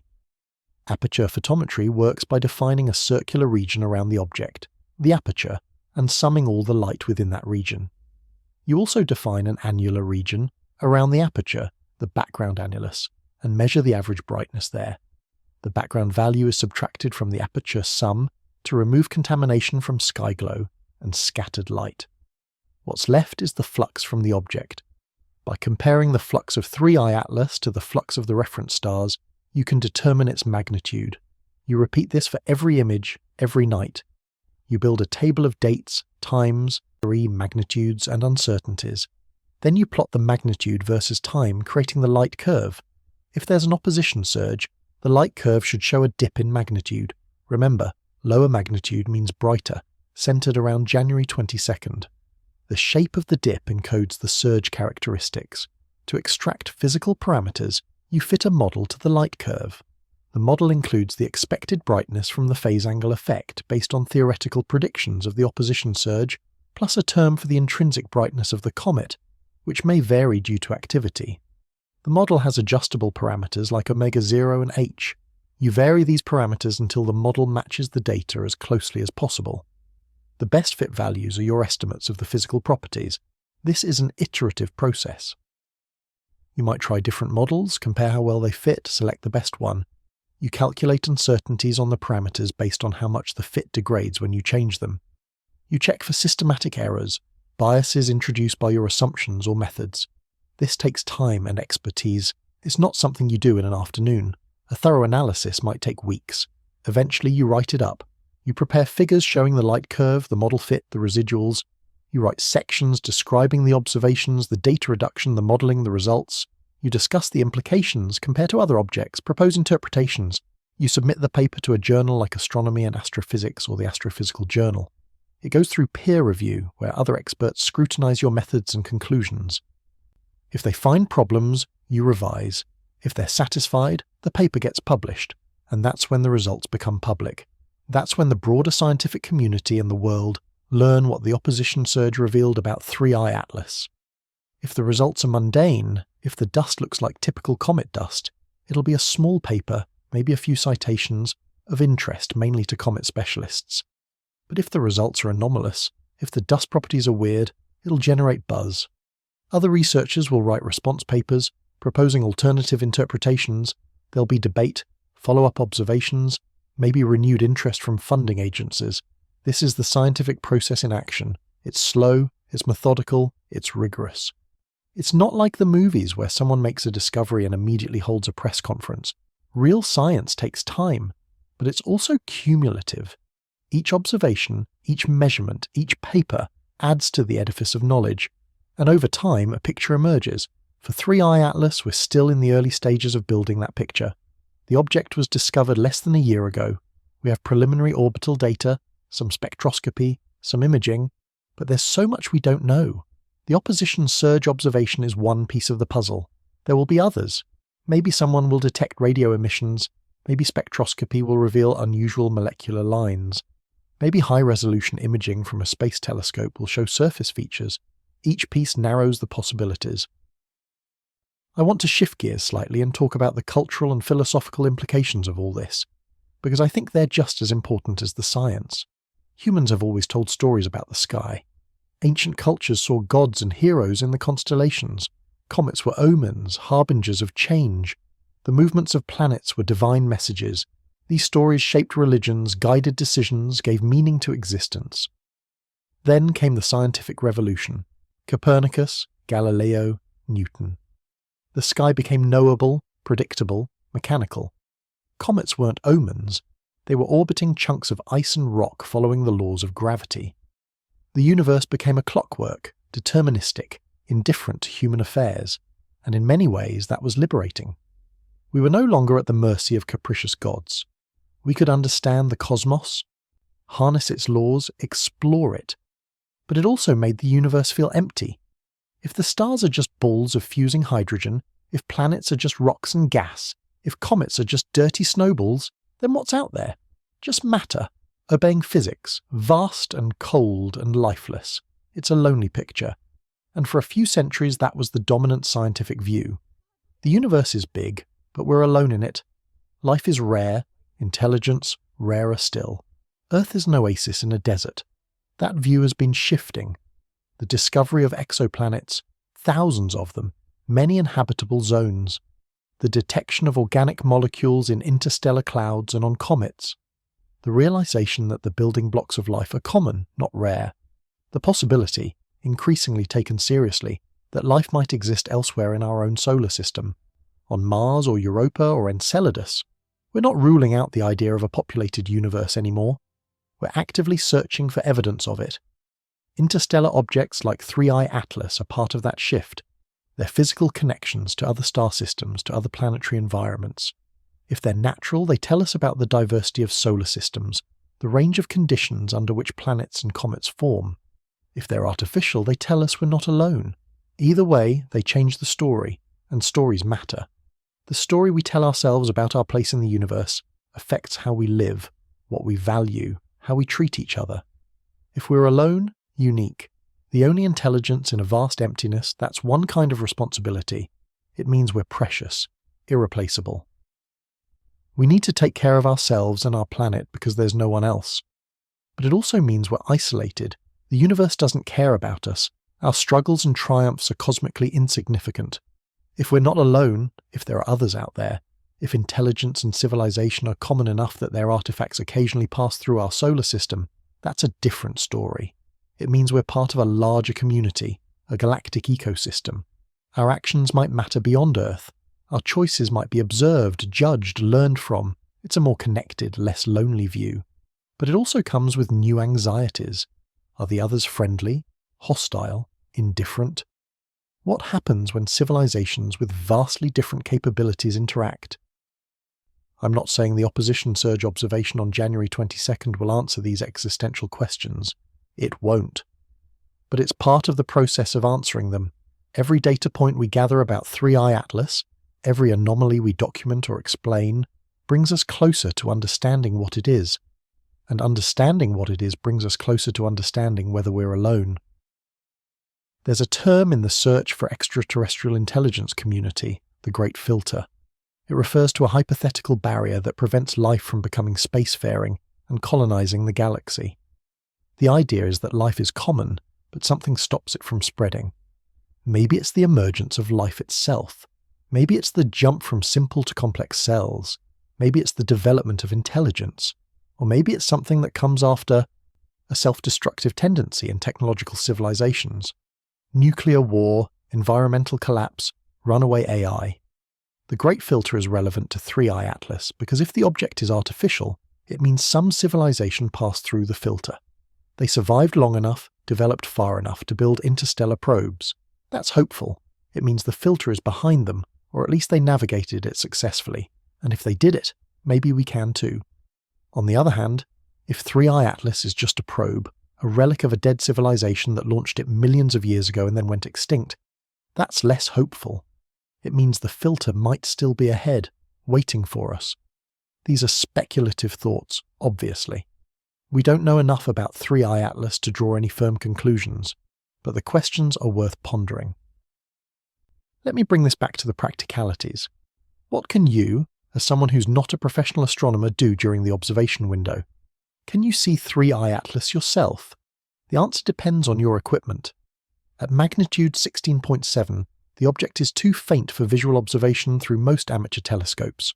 You might glimpse it with a large aperture scope under perfect conditions, but it would be extremely difficult. However, if you have a telescope with a CCD or CMOS camera, you can image it. A 6-inch or larger scope with a sensitive camera and tracking mount can capture 3I Atlas with exposures of a few minutes.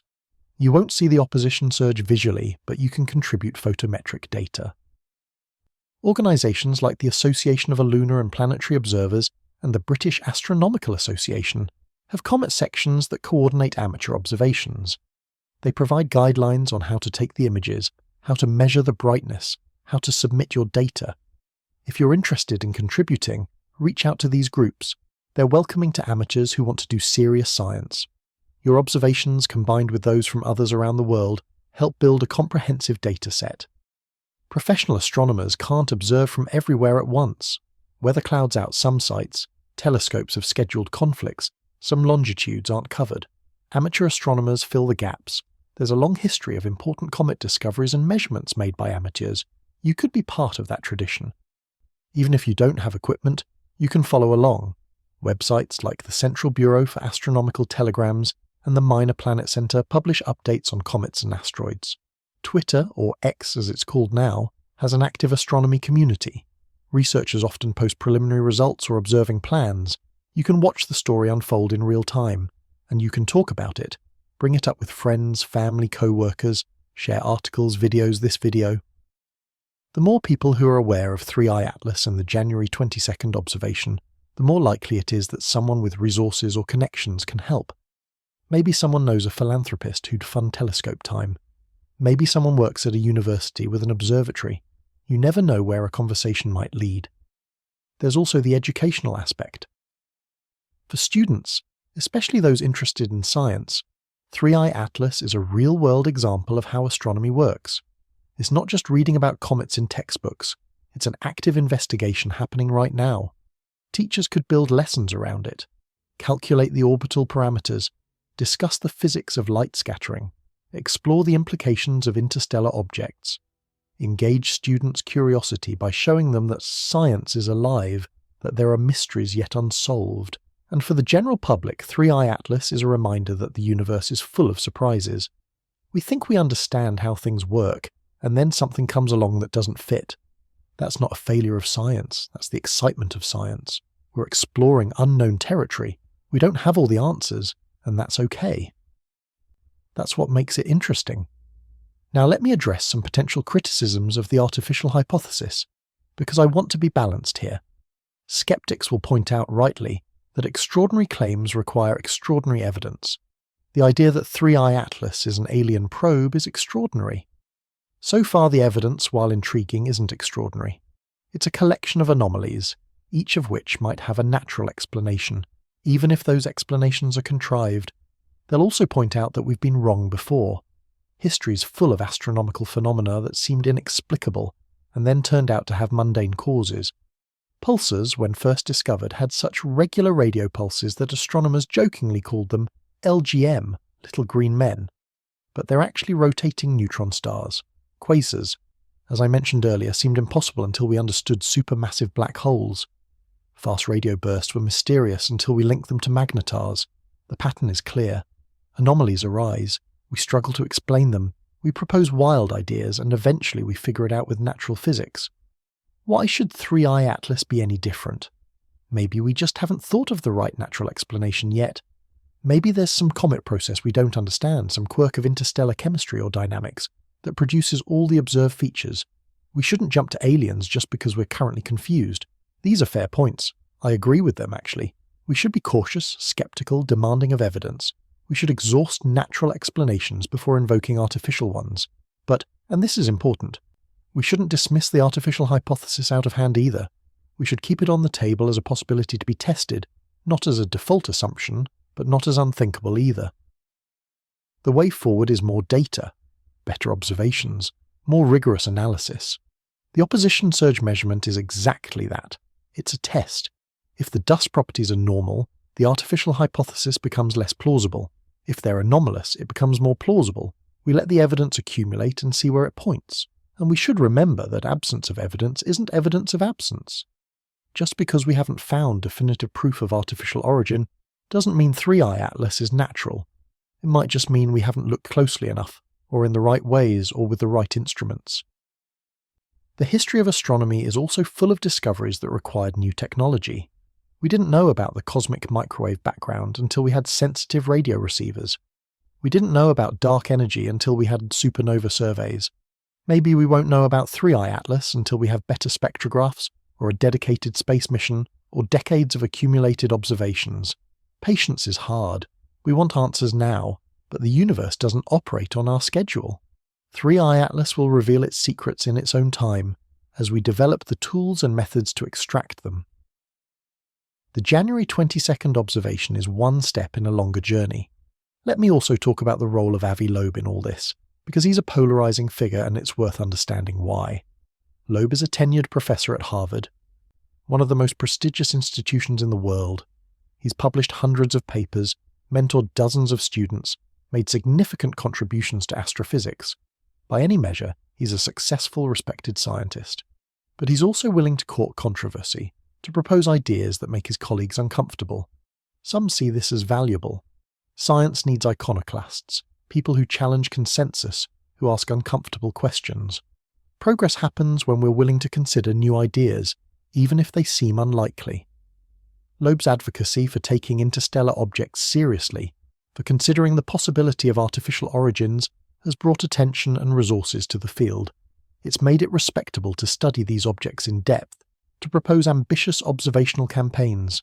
Others see him as reckless. They worry that his public statements, his willingness to speculate about aliens, lend credibility to fringe ideas and confuse the public. They argue that scientists have a responsibility to be cautious in what they claim, especially on topics that can be sensationalized. They point out that most of Loeb's colleagues disagree with his interpretations, that the consensus view is that Oumuamua and 3i Atlas are natural. I think both perspectives have merit. Science benefits from a diversity of approaches. We need cautious, conservative researchers who carefully build consensus. We also need bold, speculative researchers who push boundaries.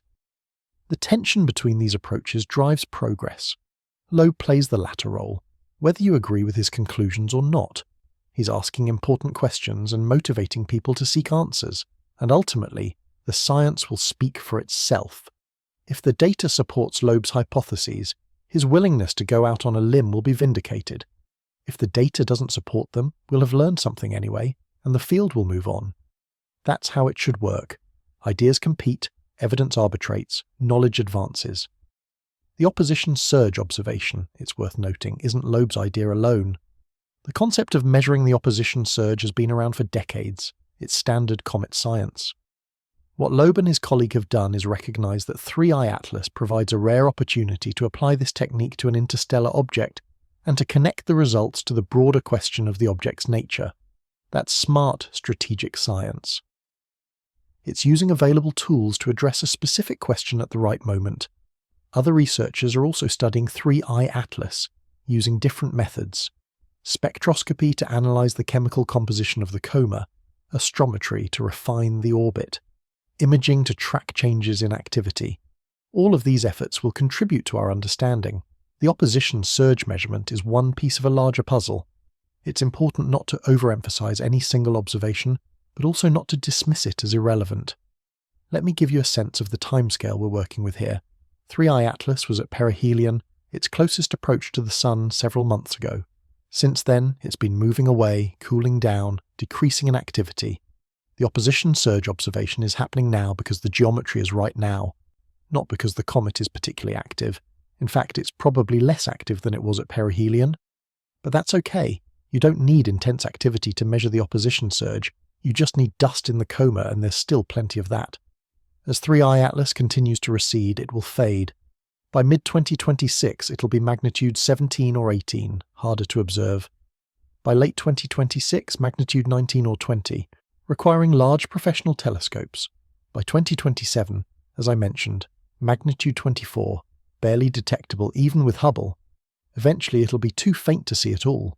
It'll vanish into the darkness, another faint dot among billions, indistinguishable from distant galaxies except by its motion, and then it'll be gone, out of the solar system, back into interstellar space. In a few decades it'll be light years away. In a few centuries it'll be beyond the reach of even our most powerful future telescopes. It'll join the countless other objects drifting through the galaxy, invisible, unreachable, forever mysteries, unless we learn what we can now, while we still can. That's what makes the January 22nd observation so urgent. This isn't something we can do later. There is no later. The window is now. The alignment is now. The opportunity is now. If we miss it, it's gone. and we'll be left wondering what we might have learned if only we'd looked. So I'm hopeful that astronomers around the world are preparing. I'm hopeful that the weather will cooperate, that the data will be good, that the analysis will be thorough. I'm hopeful that in a few weeks or months, we'll have results that tell us something meaningful about 3i Atlas.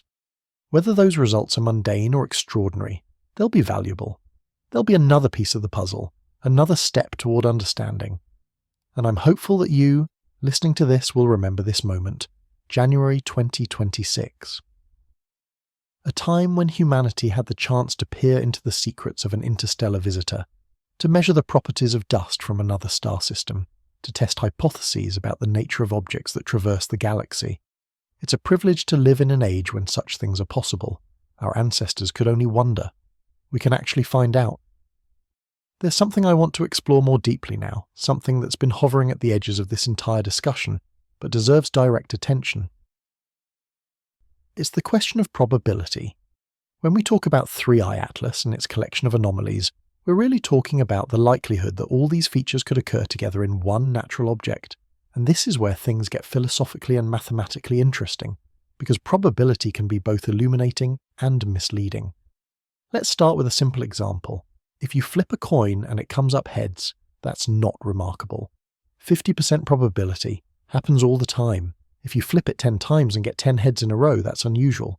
The probability is about 0.1%, roughly 1 in 1,000. You'd raise an eyebrow, but you wouldn't conclude the coin is rigged. Random chance can produce that outcome. But if you flip it 100 times and get 100 heads, the probability drops to essentially 0, 1 in 10 to the 30th power. At that point, concluding the coin is rigged isn't just reasonable, it's the only sensible explanation. 3i Atlas presents a similar situation, except instead of coin flips, we're looking at astronomical features. Each anomaly has some probability of occurring in a natural comet. The hyperbolic orbit with extreme speed, maybe a few % of interstellar objects are that fast. The symmetric jets, perhaps 10% of comets show some degree of symmetry by chance. The anti-tail with unusual properties, maybe 1% of comets in the right viewing geometry, could produce something similar. The polarization anomalies, the geometric precision of the activity patterns, each one might be rare but not impossible. But here's the key. These aren't independent coin flips. If they were, you'd multiply the probabilities together. A few % times 10% times 1% gets you into very small numbers very quickly. A natural object displaying all these features together would be extraordinarily rare. But astronomical phenomena aren't always independent. Sometimes one unusual feature causes others. A comet with an unusual composition might naturally have unusual dust properties, unusual jets, unusual optical characteristics. The features are correlated, so you can't just multiply the probabilities. This is where the analysis gets tricky and where scientists disagree. Those who favour natural explanations argue that we don't yet understand the correlations well enough to calculate meaningful probabilities. Maybe there's some common underlying cause, some property of interstellar comets we haven't discovered, that naturally produces all these features together. We shouldn't assume independence when we don't know the physics. Those who favour artificial explanations argue that invoking unknown correlations is itself a kind of special pleading. We're saying, well, we can't explain it with known physics, but maybe there's unknown physics that makes it natural. That's not a testable hypothesis. It's an appeal to future knowledge. Meanwhile, the artificial hypothesis that 3i Atlas is designed explains all the features simply. Designed objects are correlated by intention. Of course, a spacecraft would have symmetric jets if they're thrusters. Of course, it would have unusual dust if it's exhaust. The correlations make sense. Both arguments have merit. Science has a long history of discovering new natural phenomena that initially seemed impossible. But science also has a principle, Occam's razor, that simpler explanations are generally preferable.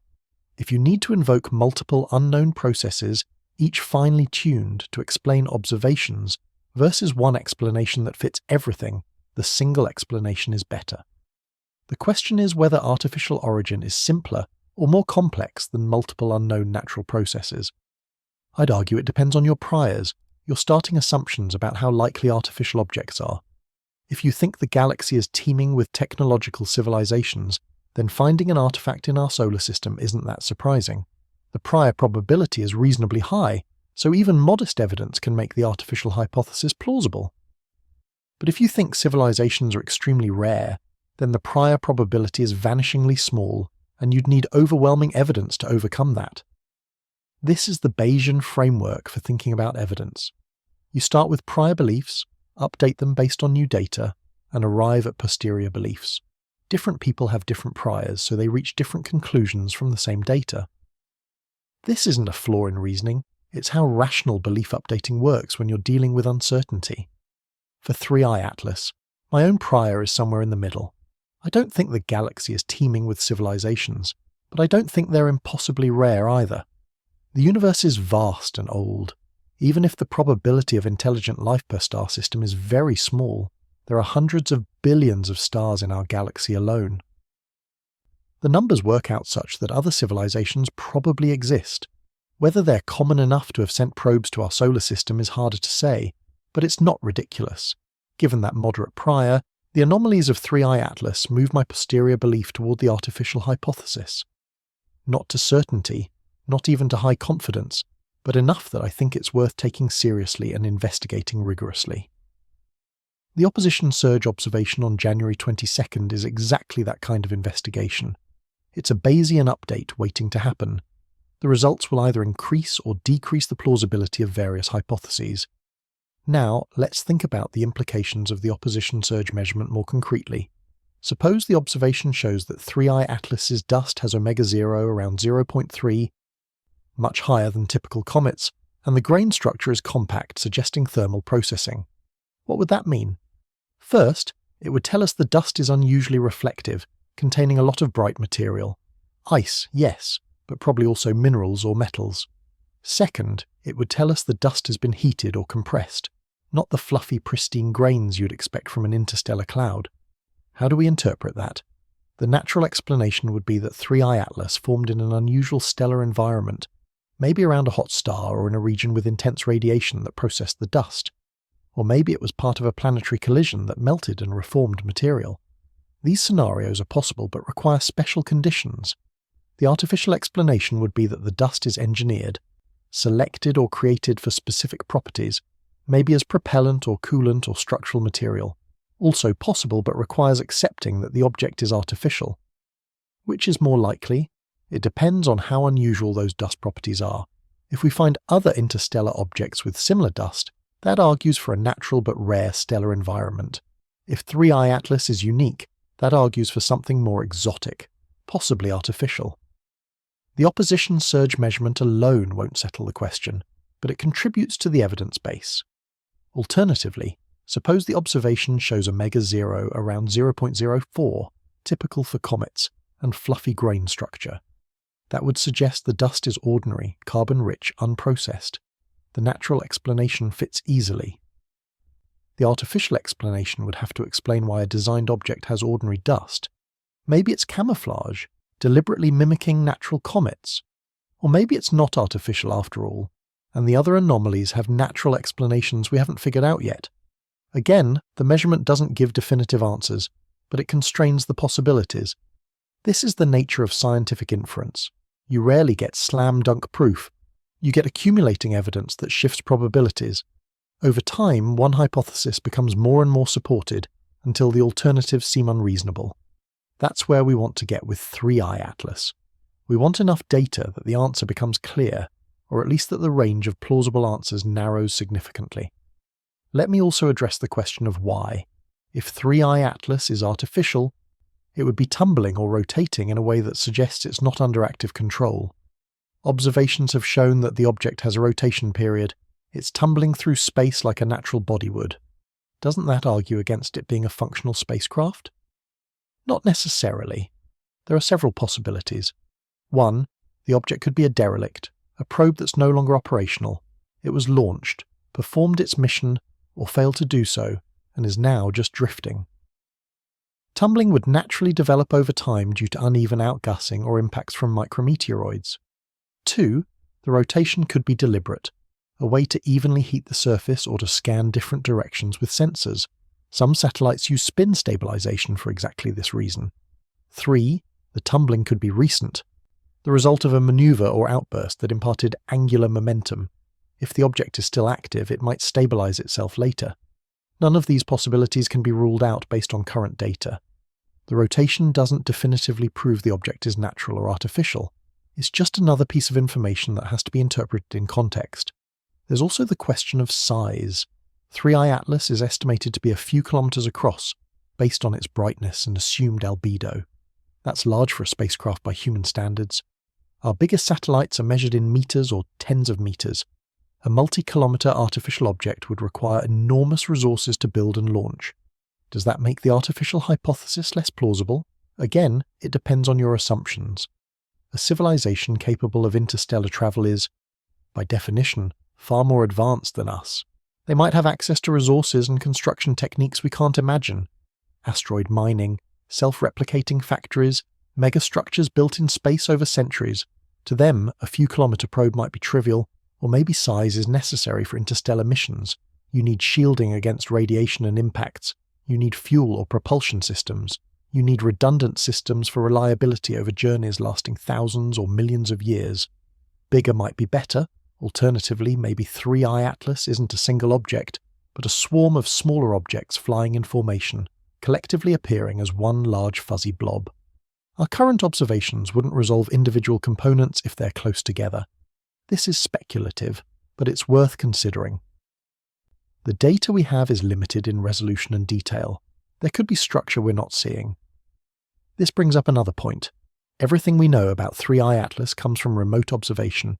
We're looking at photons that travelled millions of kilometres from the object to our telescopes. We're inferring properties from those photons using models and assumptions. There's inherent uncertainty and ambiguity. The only way to really know what 3I Atlas is would be to go there, to send a spacecraft to intercept it, to take close-up images, to analyse samples directly. Is that possible? Technically, yes, but it's extremely challenging. 3I Atlas is moving fast, 57.7 kilometers per second, and it's on a hyperbolic trajectory leaving the solar system. To intercept it, you'd need a spacecraft capable of matching that velocity, which is far beyond our current propulsion technology. Chemical rockets can't do it. Ion drives are too slow to catch up. Even nuclear propulsion, which has been proposed for interstellar missions, would struggle. There are concepts for ultra-fast spacecraft like laser-pushed light sails. The Breakthrough Starshot initiative is developing technology to accelerate tiny probes to 20% the speed of light using powerful ground-based lasers. In principle, such a system could accelerate a probe fast enough to catch 3I Atlas. But the technology is still experimental, and the probe would have to be very small, maybe a gram or less, severely limiting what instruments it could carry. Another option is a gravity assist trajectory, using the Sun or planets to sling a spacecraft after 3I Atlas. But the timing would have to be perfect, and the fuel requirements would still be enormous. And even if we launched a mission today, it would take years to reach the object, by which time 3I Atlas would be far from the Sun, cold, inactive, harder to study. The realistic conclusion is that we're not going to get a close-up look at 3I Atlas with current technology. We have to make do with remote observations. That's frustrating, but it's also a challenge that sharpens our scientific methods. If you can't touch something, you have to be clever about how you study it. The opposition surge measurement is exactly that kind of cleverness, using geometry and light-scattering physics to extract information you couldn't get otherwise. Now, I want to talk about the broader context of interstellar objects and what they mean for the future. 3I Atlas is the third confirmed interstellar object, but it won't be the last. As I mentioned earlier, our detection capabilities are improving. New survey telescopes like the Vera Rubin Observatory, set to begin operations soon, will scan the entire visible sky every few nights. They'll detect fainter, faster-moving objects than ever before. Estimates suggest that once these surveys are fully operational, we might detect dozens of interstellar objects per year. Some will be boring, unremarkable chunks of rock or ice, but some might be interesting. Some might show anomalies like 3I Atlas, and some might be truly bizarre beyond anything we've anticipated. Each detection is an opportunity to learn, to study the diversity of objects travelling through the galaxy, to understand the processes that eject material from star systems, to search for signs of artificial origin. Over time, we'll build a catalogue, a database of interstellar visitors. We'll look for patterns, clusters in properties that hint at common sources or mechanisms. And if we're lucky, if the galaxy is generous, we might find something unambiguous. An object that's obviously artificial, broadcasting signals or displaying clear design features. That would change everything. It would be the most important discovery in human history, proof that we're not alone, that intelligence exists elsewhere, that the cosmos is populated. But even if we don't find that, even if every interstellar object turns out to be natural, we'll still learn. We'll learn about the chemistry of other star systems, the dynamics of planetary formation, the evolution of dust and ice in different environments. We'll gain a cosmic perspective, seeing our solar system as one example among many, understanding our place in the galactic ecosystem. 3i Atlas, regardless of what it turns out to be, is a pioneer in this new era of astronomy. It's forcing us to develop new methods, ask new questions, challenge old assumptions. The opposition surge measurement is part of that. It's applying a technique that's been used on solar system comets to an interstellar visitor, seeing if the same physics applies, learning what makes this object unique. Let's also consider the sociological aspects of this whole situation. The fact that there's controversy, that scientists disagree about 3i Atlas, is actually healthy. It means the question is interesting enough to debate, ambiguous enough that reasonable people can reach different conclusions. If the answer were obvious, there'd be no debate. Everyone would agree and move on. Debate drives scrutiny. When researchers know their work will be challenged, they're more careful, more thorough. They check their data, test their assumptions, consider alternative explanations. This makes the science better.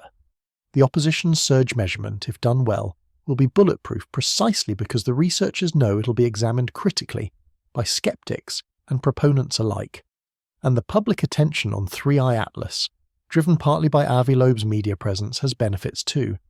It raises awareness of astronomy, gets people interested in science, inspires young students to pursue careers in research. Even if 3i Atlas turns out to be a normal comet, the excitement around it has value. It reminds us that exploration and discovery are still possible, that there are frontiers left to cross. Of course, public attention also has risks. Misinformation spreads easily. Sensational headlines oversimplify complex issues. People who aren't trained in science might draw unwarranted conclusions from preliminary data. There's a balance to strike between engaging the public and maintaining scientific rigor. I've tried to strike that balance in this discussion.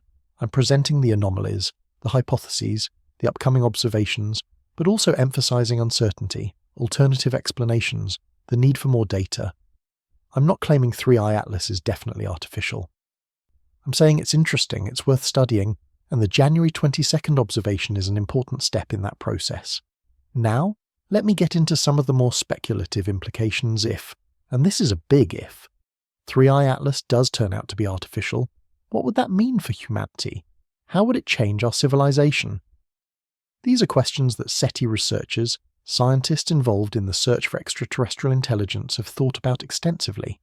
First, it would confirm that we're not alone. That's philosophically profound. For all of human history, we've wondered if there are others out there. We'd have an answer. Yes. That would reshape religions, philosophies, worldviews. Some people would be excited, feeling less alone in the universe. Others would be frightened, worried about the implications of more advanced civilizations. Most would probably feel a mix of emotions. Second, it would tell us that interstellar travel is possible, at least for probes, if not for living beings. That's technologically significant. It means the laws of physics allow it, that civilizations can develop the capabilities. It gives us a roadmap, proof of concept. If they did it, maybe we can too. Third, it would raise questions about intent. Why would another civilization send probes to other star systems? Scientific curiosity like our own Voyager missions, exploration and mapping, searching for resources or habitable worlds, or something else, something we can't anticipate because their motivations are alien to us. If 3i Atlas is a probe, what is it doing? Is it observing us? Has it been collecting data on Earth? On our civilization? That's a sobering thought. We might be under surveillance, studied like we study animals in a zoo. Or maybe it's not interested in us at all. Maybe it's on a pre-programmed course, visiting star systems indiscriminately, and we just happen to be in the way. Fourth, it would raise the question of communication. Should we try to send a signal to 3i Atlas? Some scientists would argue yes, absolutely. This might be our only chance to establish contact. Others would argue no, it's too risky.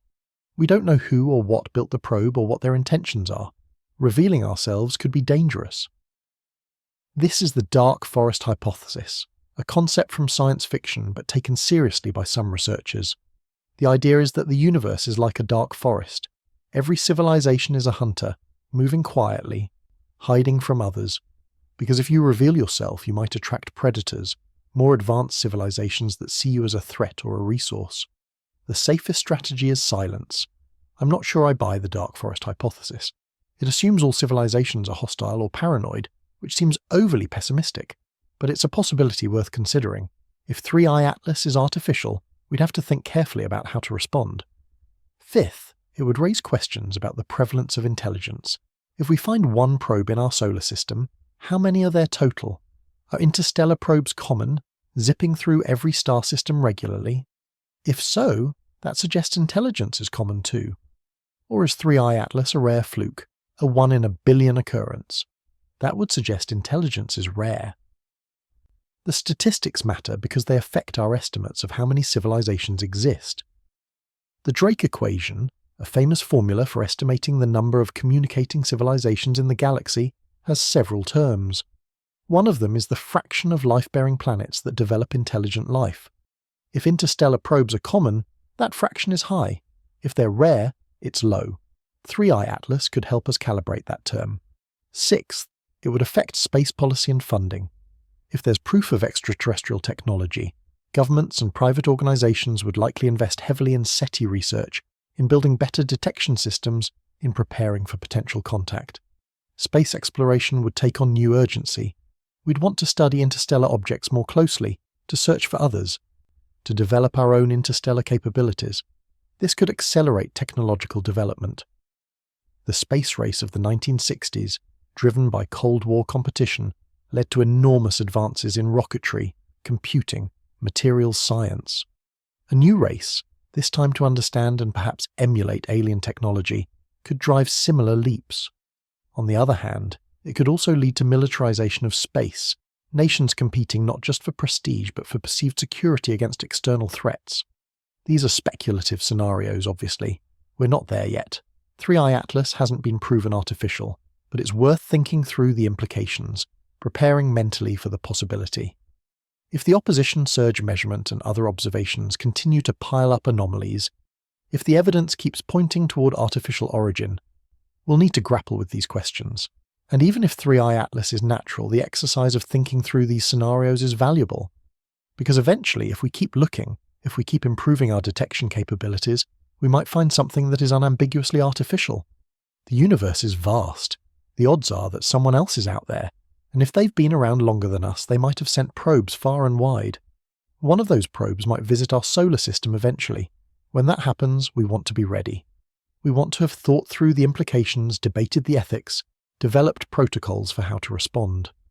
The scientific community has started this process through SETI post-detection protocols, guidelines for what to do if we detect an extraterrestrial signal. But those protocols assume radio or optical signals, messages from distant civilizations. They don't fully address what to do if we find a physical object, a probe, in our own solar system. 3i Atlas, whether it's artificial or not, is prompting those conversations. It's forcing us to confront the possibility, to plan for the contingency. That's valuable preparation for an eventuality that might be unlikely, but isn't impossible. Let me shift back to the immediate future, the next few weeks. January 22nd is approaching. Telescopes are being prepared, observing schedules are being coordinated, weather forecasts are being checked. There's a quiet excitement in certain corners of the astronomy community. This is the kind of observation that doesn't come along often. A rare geometric alignment, a scientifically valuable measurement, an object shrouded in mystery. I imagine astronomers setting up their equipment, running test observations on reference stars, making sure everything is calibrated. I imagine them checking ephemerides, the predicted positions of 3i Atlas night by night, planning exactly when to observe and for how long. I imagine graduate students staying up late, processing data, troubleshooting problems, drinking coffee and peering at computer screens. This is the unglamorous reality of astronomy. It's not dramatic like in movies. There are no countdown clocks or tense control rooms, just dedicated people doing careful, meticulous work, taking images, measuring brightnesses, filling in spreadsheets. It's tedious and painstaking. But it's also how we learn about the universe, one photon at a time. One measurement at a time, one night at a time, and somewhere in that data, in those columns of numbers, in those light curves plotting magnitude versus time, there might be a clue, a hint about what 3i Atlas really is, a spike in brightness at just the right phase angle, fitting the opposition surge predictions, or an unexpected pattern, something that doesn't match any model, raising new questions. Either way, the data will be valuable. Either way, we'll know more after January 26th than we do now. And that's the point. That's why we do this. Not for certainty, not for final answers, but for incremental progress, for the slow accumulation of knowledge that, over decades and centuries, builds into understanding. 3i Atlas is one small piece of a much larger puzzle, the puzzle of life in the universe. The puzzle of our place in the cosmos, the puzzle of whether we're alone or part of a community of intelligent beings. We won't solve that puzzle with one observation, one object, one measurement. But every piece helps. Every bit of data narrows the possibilities, tests hypotheses, guides future research. And maybe, just maybe, 3i Atlas will turn out to be the piece that unlocks something bigger. The piece that shifts our understanding fundamentally. The piece that forces us to accept that the universe is stranger, more populated, more interesting than we thought. Or maybe it won't. Maybe it'll just be another comet, unusual but natural, teaching us about the diversity of objects in the galaxy. I don't know which. None of us do. That's what makes it exciting. That's what makes January 22nd worth paying attention to. We're standing at the edge of knowledge, peering into the unknown. And for a brief moment, the universe is going to pull back the curtain just a little bit, showing us something we haven't seen before. Will it be enough to answer our questions? Probably not. But it'll be something. And in science, something is always better than nothing.